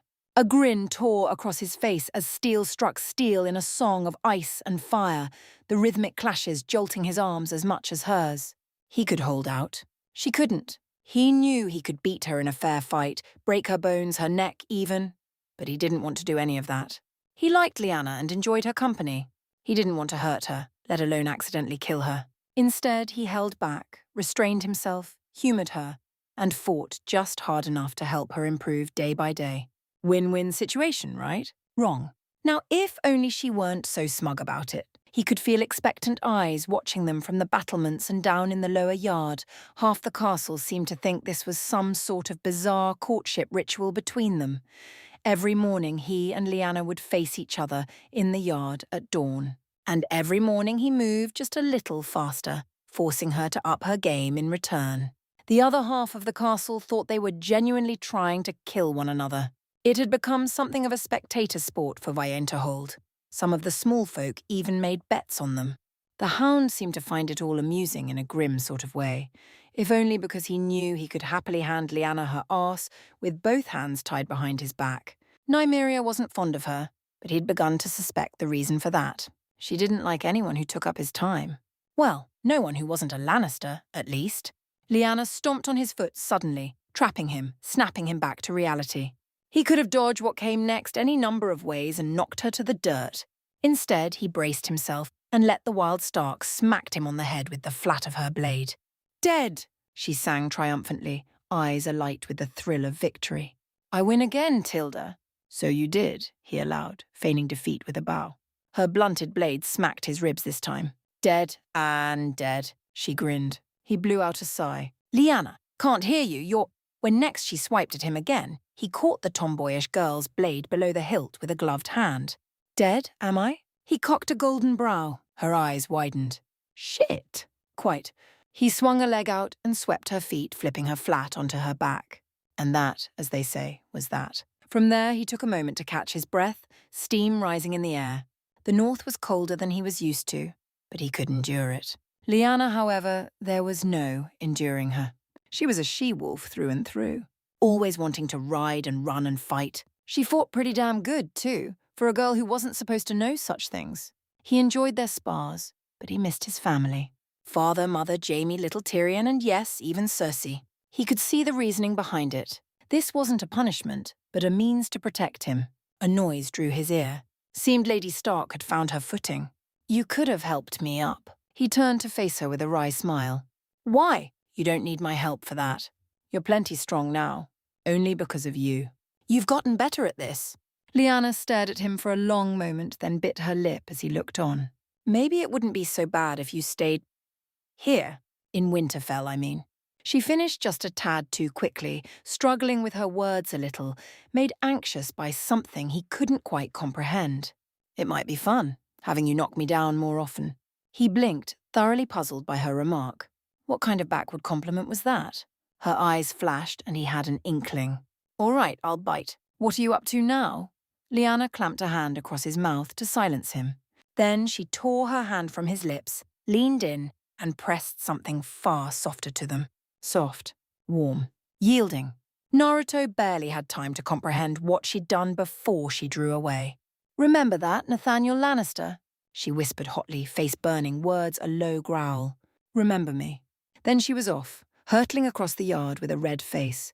Calling out after her did him no good. She only ran all that harder, all the faster, practically fleeing into the keep as though the hounds of the hells were at her heels. Just like that, those expectant gazes on his back suddenly became knowing ones, and he heard many a man and a woman tut softly to one another about young love and foolish youths under their breaths. Naruto heaved a sigh in their wake. That settled it. Girls were weird. Give him a woman any day. Although, he touched a hand to his lips, he could still taste her mouth on his. She'd surprised him. He liked surprises. Maybe, just maybe, it wouldn't be so bad to linger here a while longer. He could already hear the castle servants whispering to one another. He suspected he'd be hearing from Lyanna's father before nightfall. The faint crunch of snow behind him put paid to that thought. He pivoted, momentarily nonplussed before he mastered himself. Nymeria awaited him, head bowed low. "A red priestess from Ashai wishes to speak with you, my lord." His curiosity piqued. "Does she now?" "Where is she?" "At the gates. She only just arrived." Well, that was interesting. He didn't think anyone of their order was anywhere in Westeros. What was one doing here in the far north? Meeting her might prove an amusing diversion this morning, if nothing else. His shadow caught at his elbow. "Be careful. I do no trust her." He craned his neck and found that Nymeria spoke the truth.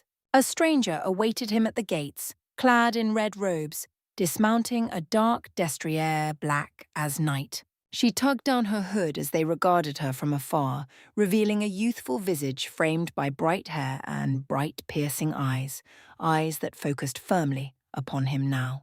"I'll be careful." Nymeria nodded once and stepped back. "That is all I ask." Her piece said. She stood her ground, watching him walk away. 7 long strides brought him across the yard to their foreign guest. "Greetings, Lord Nathaniel of Casterly Rock." The Red Priestess bowed her head in a curt nod and spoke in High Valyrian. "Or shall I call you Naruto?" Thank goodness Tywin made him learn High Valyrian wait. Her words caught up with him and his brow shot straight up into his hairline. She shouldn't know that name. "It's Nathaniel," he replied in the same language, silently cursing her for throwing him off his game. She gave him a small smile. "If that is the name you wish to go by in this life." I don't know what you mean." "Yes, you do." His hand fell to the hilt of his sword. "Do not be afraid." She looked past him, watching as the people of Winterfell bustled about them. "They cannot understand us, and I mean you no harm." He was beginning to regret this. "What brings you to the frozen north, miss?" "You may call me Melisandre." The priestess tilted her head to regard him. "And I am here because our lord wills it." Bloody fanatics! Why had he thought she would be any different? "Our lord?" he scoffed. "Spare me the speeches. I don't worship your Lord of Light." "You have already done his work, though you've yet to realize it. He has sent me with a gift."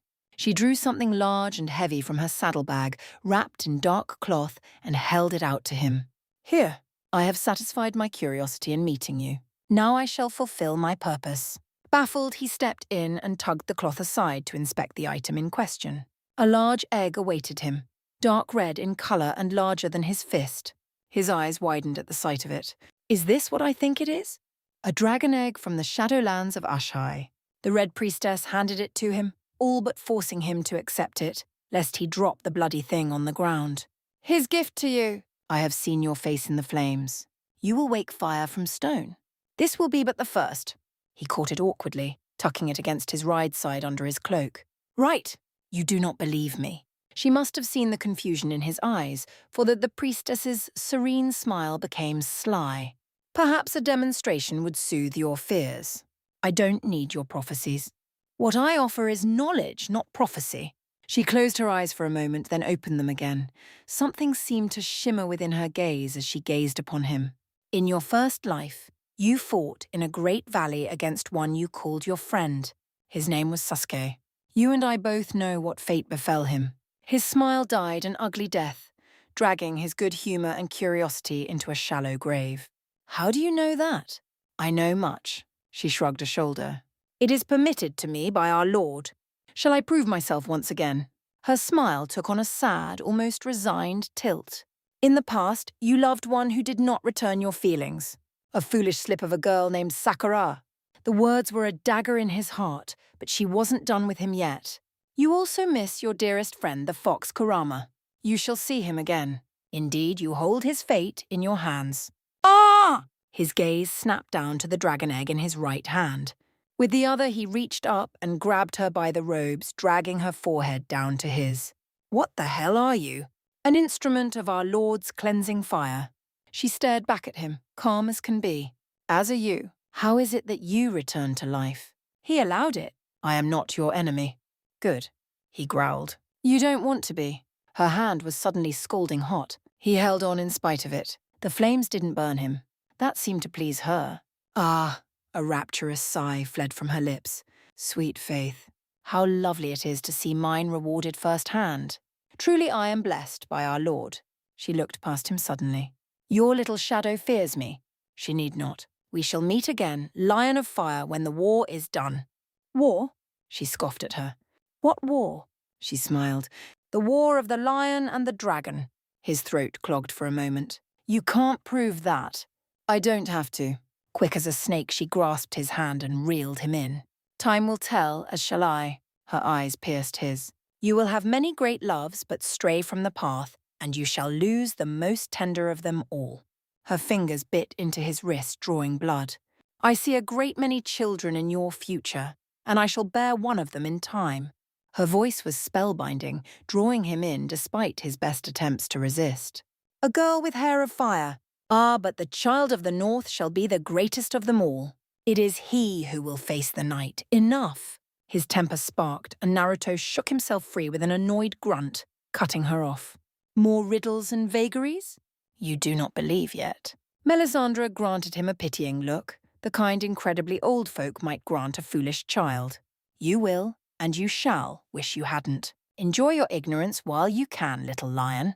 Her piece said she swung herself onto her steed before he could hope to get a word in. For the night is dark and full of terrors. Something about those words rooted him, left him glaring at her as she rode away, leaving him with the egg. He gave it a glance, frowning a little. Stone though it was, it felt warm to the touch. Could it be? Nymeria appeared soundlessly at his side, distracting him. I do not trust her. Naruto heaved a sigh. Neither do I, but she claims not to be our enemy. She had known things she couldn't possibly know. He prayed he never laid eye on her again. How little he knew. Chapter 9. Rejoice and declare. Wail and despair. For the day of the mad dragon is nearly done. Soon it shall be the noble lion who basks in the sun.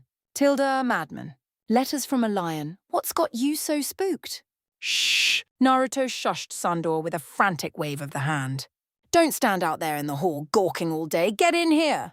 The hound complied with an annoyed grunt, healed face twisting in irritation but otherwise didn't protest. He ducked under the doorway to avoid banging his head, entered the room, and braced himself against said door for good measure. Only then did his eyes rove about the room, seeking the shadowy corners of their shared quarters. Where's that little minder of yours? Did you lose her when I wasn't looking? One of said shadows stirred beside him. A girl is here, noisy one. 7 hells! Amusing as it was to see Sandor jump like a scalded cat, they had more pressing concerns this afternoon. He waved Clegane closer. Neither of you are to breathe a word to this to anyone, do you hear me? This doesn't leave the room. If I hear either of you discussing this to anyone, I'll have to kill you. Nymeria already knew, of course. She'd witnessed that blood-red woman giving him the egg. But the hound hadn't.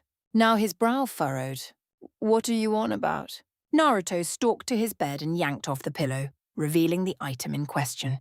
The hound squinted, blinked, visibly frowned now as he beheld the red stone-like object. Is that a bloody dragon egg? It is. He removed his glove and dared to touch it with a bare hand. It's warm. Nymeria rolled her eyes. A man states the obvious, once again. Sandor drew back like he'd been scolded. Bugger. Naruto snatched up the egg and haphazardly stowed it in his pack, scowling when it didn't quite fit. That's one word for it. Little bastard's going to hatch on us, isn't he? Nymeria drove a pointed elbow into his side, drawing a grunt from him.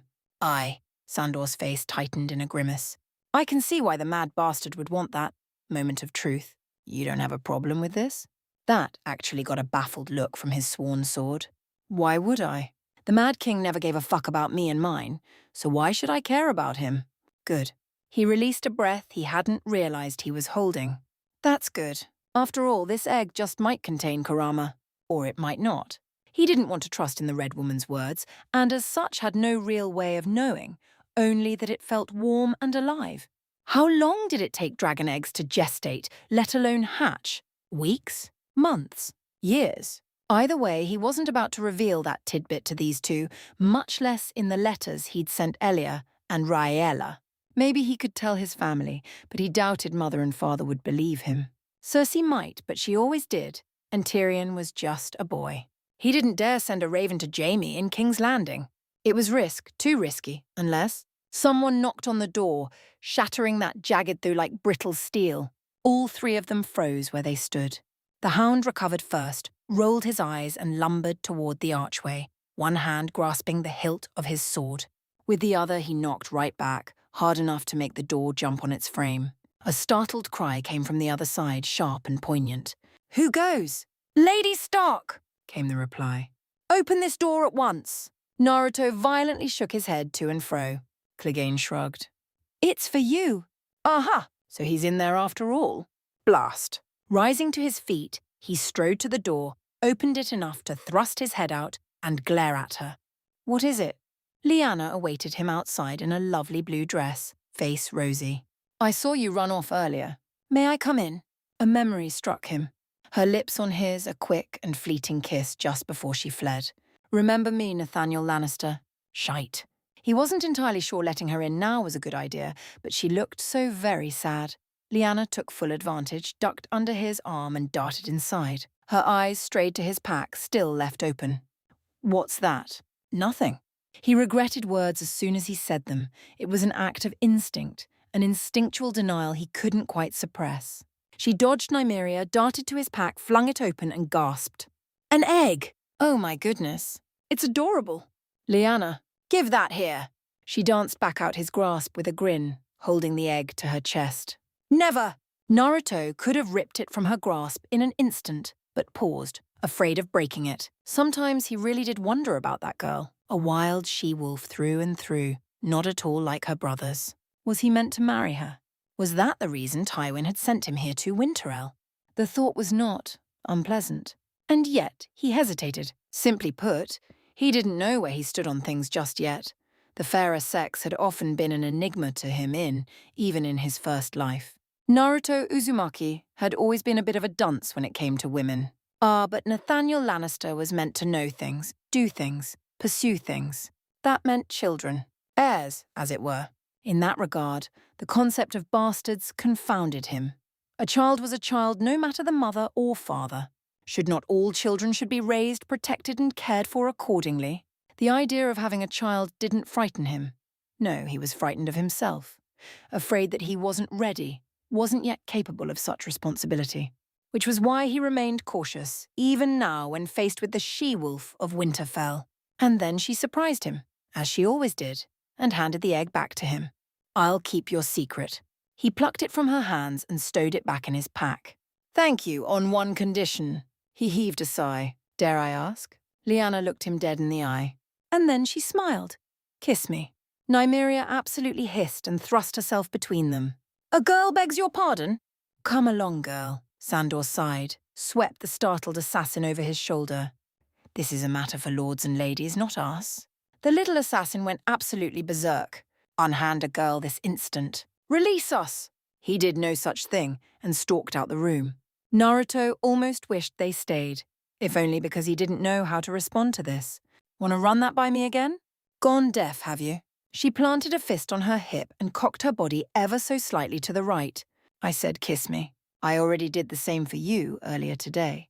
Now I want you to repay the favor." He dithered. "Come now, it's just a kiss." She granted him an impish smile. "I've never been kissed by a boy before. I want to see how it feels." Nothing simpler. Easy for her to say.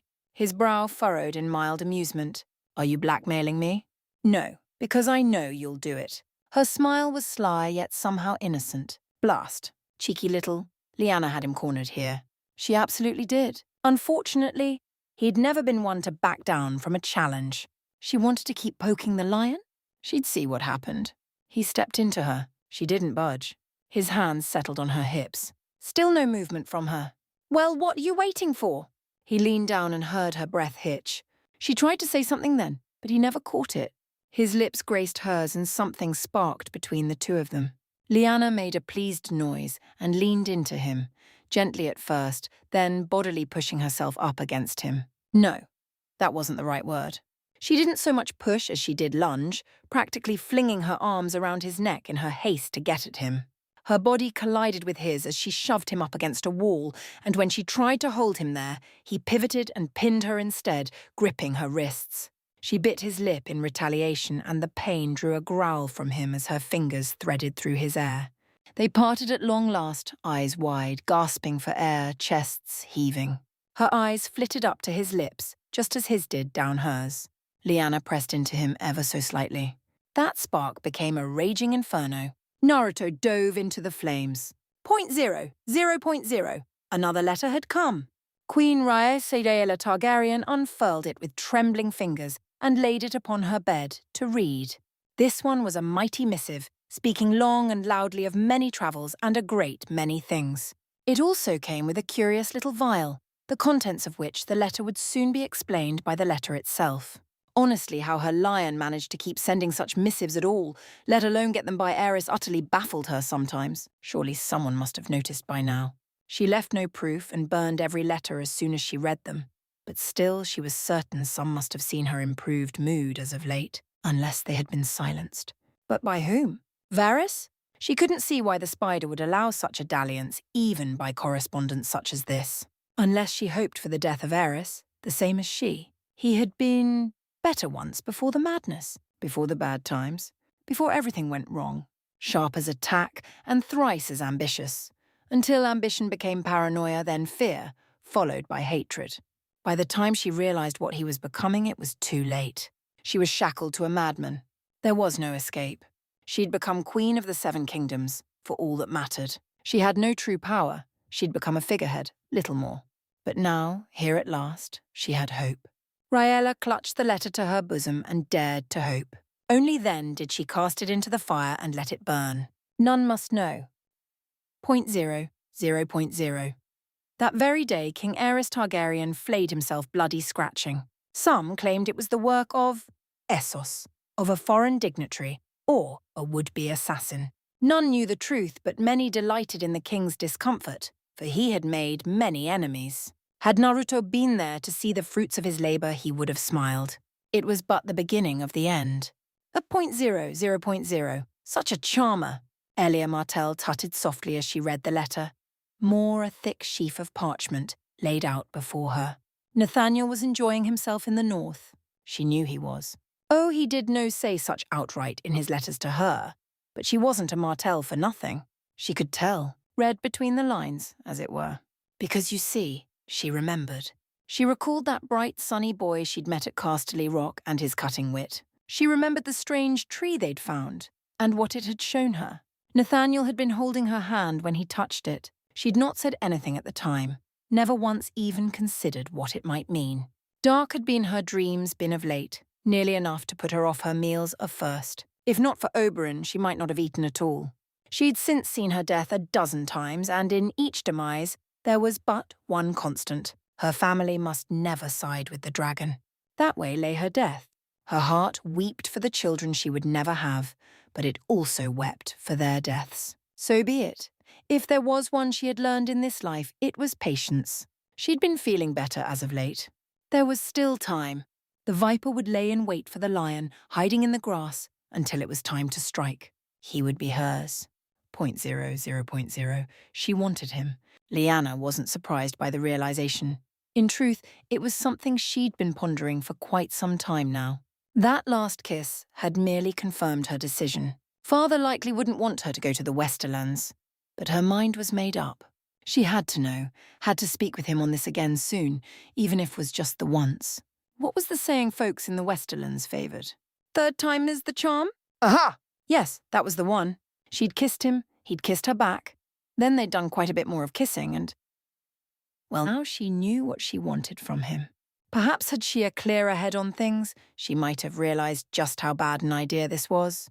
But she was young and wild and restless and to the seven hells with what anyone thought. Her choice would shake the Seven Kingdoms. Or 0.0, 0.0. Naruto was brought before Lord Rickard Stark that very night. The Warden of the North awaited him in the Great Hall, ice in hand, fully drawn and hands resting firmly upon the great sword's hilt, its deadly edge thrust into the stone floor. Valyrian steel really did cut like nothing else. They were alone, the both of them, the light low, the hearth dim. Flickering firelight cast dancing shadows across the Lord of Winterfell's stern visage, lending his next words a weight all their own. He leaned upon his mighty blade, looked upon him and spoke.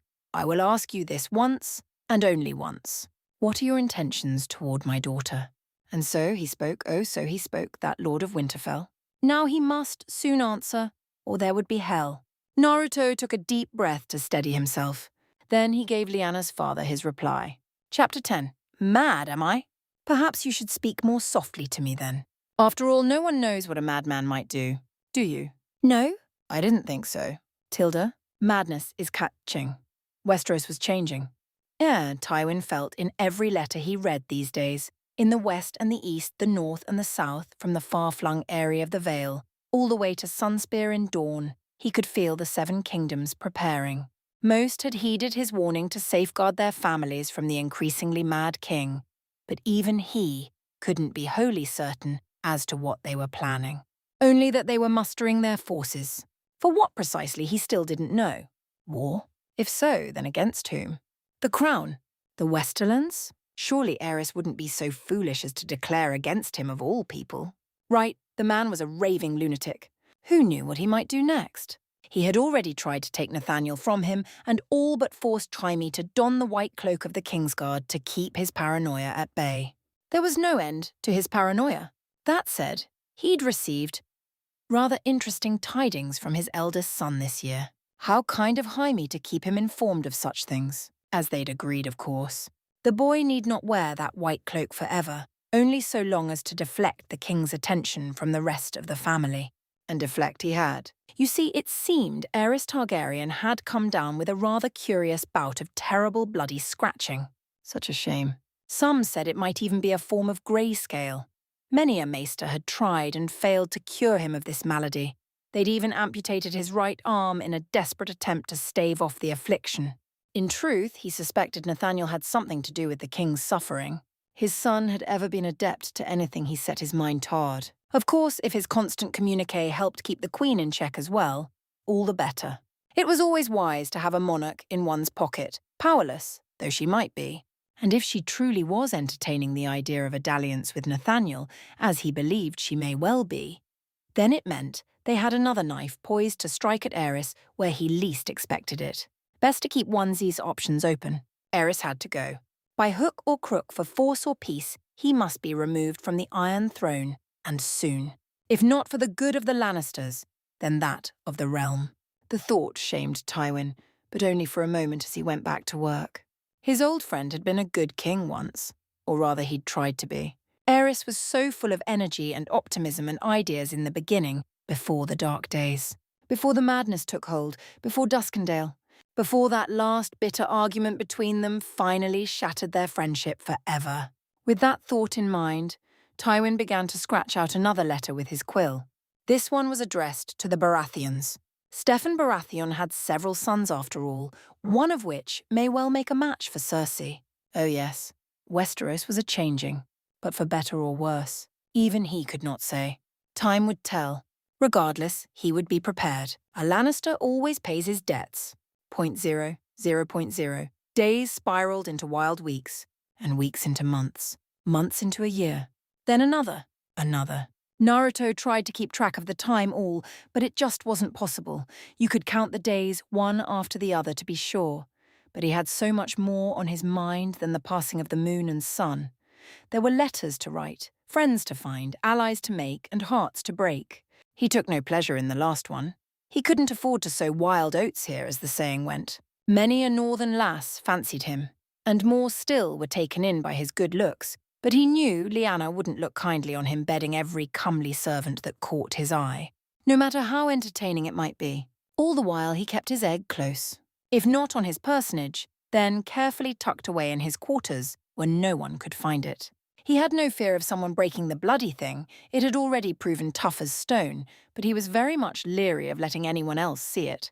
Both the Hound and Nymeria were sworn to secrecy, to say nothing of Lyanna herself, but he dare not trust anyone else. Winterfell and the Starks were good and loyal people, but it only took one pair of loose lips to sink a ship. And this ship was sailing into dark waters indeed. The time approached. The hour drew near. Soon he would be free from the north, but free to do whatever he wished. Or what, exactly? Return home? Yes. That went without saying. He missed Casterly Rock and his family, but so too had he kept in contact with Rhaella and Elia, to say nothing of Cersei. They'd each told him things, and through them he learned of the dark tidings in King's Landing. Jamie didn't dare send a raven his way. He didn't dare these days, not with that mad dragon ranting and raving. But he did write to others, and in so doing kept relatively abreast of the news, dated though it sometimes was. It seemed old Eris was going quite insane these days, and he was down an arm now thanks to his itching, as it were. Such a shame, Tilda. Setting his quill back in the inkpot, he leaned away from the latest letter on his writing desk and stretched both arms above his head. It promised to be a cold night tonight. He'd have to stoke the fire again. Movement in his peripheral vision drew his eye. On a whim, he craned his neck towards it. Sure enough, his gaze was inexorably drawn back to the egg in all its crimson glory. It trembled once atop the bed, where he'd left it hanging out his backpack. Naruto frowned at its surface. Had he imagined that just now? Maybe. Sure enough, it rocked anew. He glared at it. "Don't you dare!" Another tremor shook its scaled surface. He noticed it at once and burst to his feet, swearing softly. "No, no, no!" He practically dove on it, dragging it into his embrace to feed it with fresh chakra. "Don't hatch here! You'll get me in trouble!" The egg went still at his tender touch, almost as if it understood. Surely that was impossible. Yet he could feel it, its eagerness, wanting to be free and feast and fight, to be reunited. Wait a minute. Reunite? The hound swung wide the door, interrupting him. "Got a visitor, brat?" He frowned. "Not now. Yes, now." Liana swanned into the room with a swirl of silk and a song, distracting him beautifully. "Good evening." "Ooh, Tilda." She noticed him holding the egg and her face lit up. She paused only just long enough to latch the door behind her before throwing herself onto the bed beside him. "Do you think it will hatch soon?" Naruto bit his tongue until he tasted blood and pointedly chose not to mention what just happened. "I hope not." "But dragons!" She flounced onto the bed with a giddy sigh. "Just think of it! Yours will be the first in an age. Wouldn't that be wonderful?" "Wonderful," she says. He scoffed almost despite himself. "About as wonderful as you claiming a dire wolf." Touching a hand to the egg, he scowled at it. "If that really is a dragon in there, it won't let me ride it. They only take to Targaryens, remember? Not so." His wild wolf righted herself with deceptive grace and laid her head upon his shoulder. There was this girl back in the dance of the dragons. Her name was Nettles. He spied the flash of a grin on her lips as she turned to face him fully. She brought a wild dragon sheep and fed it until the beast accepted her as its rider. His name was Sheepstealer. Naruto knew the story well. There was indeed mention of such a girl. Although she had supposedly survived the dance, she vanished soon thereafter. It was hard to know. History was rife with the Greens and Blacks and their pointless war. They had, quite literally, danced away the birthright of future Targaryens. Though he supposed he ought to be grateful. Eris was mad and dangerous enough, but with a dragon like Malaise or Caraxes at his beck and call, or sage forbid, Vega, he shuddered at the thought. Liana coughed pointedly, demanding his wisely focused on her instead. "You know your histories." "Of course I do," she preened. "I love dragons. Just think." Taking his hand, she guided it back to the egg. "Yours will be the first thing it sees." "Not yours? I am no mother of dragons." She huffed indignantly, but he didn't miss the lack of rancor in her voice, nor her sly, self-same smile. "I am a wolf, and you are my lion." Her fingers curled around his as she spoke. Indeed, she said it as though it were the most obvious thing in the world. "And you always will be, no matter what happens." She sat with him a while after that. No words were said, nor were any needed. Together they basked in the warmth of the hearth. ".0, 0.0. Cersei, darling, you have a visitor!" Her first warning was Mother's voice. Even then, she barely had time to prepare. Hurriedly, she ran a hand through her hair, smoothed down the silk of her golden dress, and the door to her sitting room swung wide open, forcing her to clamber to her feet, still struggling to make herself presentable as Mother swept in, little Tyrion tucked under one arm. She barely noticed her little brother, for you see there was someone else with Joanna Lannister, someone she didn't recognise at all. A boy? Here in the castle? No, not a boy, but a young man. What was this? Father had made no such mention of a match. Her eyes widened as she beheld the tall stranger, encased in a gold and black doublet, with matching trousers. Idly, she noticed the warhammer slung across upon his back. "Oh, this is Robert Baratheon." Mother's smile was radiant. "He's come all the way from the Stormlands to pay a call on you." Her eyes twinkled. "Isn't he handsome?" Robert Baratheon beamed at her and sketched a rough bow. "Pleasure to meet you, my lady." Cersei tilted her head and considered him. He was handsome enough to be sure, but he was no Nathaniel, even with his dark hair and piercing blue eyes. Gods. She recoiled from the thought a moment later. She had sworn to better on the old gods and the new, and they had answered her. In her darker moments, she feared what might happen should she renege on her promise. Would her dear brother collapse? Like a puppet cut from its strings? What would Jaime think? So she forced a smile she didn't quite feel, put on a happy face for Robert, and endured. 0.0. Ilya swept her sword forth with a snarl and knocked her brother to the ground. Oberyn barked a laugh and swept up his spear with a grin. "Once more, sister. You'll best that lion yet." To. 0.0. Rhaella burned another letter in the hearth. She watched the parchment wither and crackle in the heat, curling away to nothingness, sighing softly. Her strength was failing. These letters from her lion gave her strength, but Aerys was growing increasingly mad these days. She wasn't sure how much more she could endure. She was the blood of the dragon, of old Valyria, but sometimes she just felt so tired these days, so very weary. Her so-called husband had ever been a shell of his former self since the madness took hold, but now he'd taken to attacking those around him for the merest of slights. He'd not laid hand on her yet, thank the gods, but she'd only narrowly managed to divert his fury last time. She'd taken to drugging his food with milk of the poppy since, but now he was outright refusing to eat, which in turn only made it must end soon. If it did not, she would take one of her eating knives, waiting for the right moment, and stab. The door opened behind her. She barely paid it any heed. It was only when said door closed and someone coughed behind her that she finally took notice.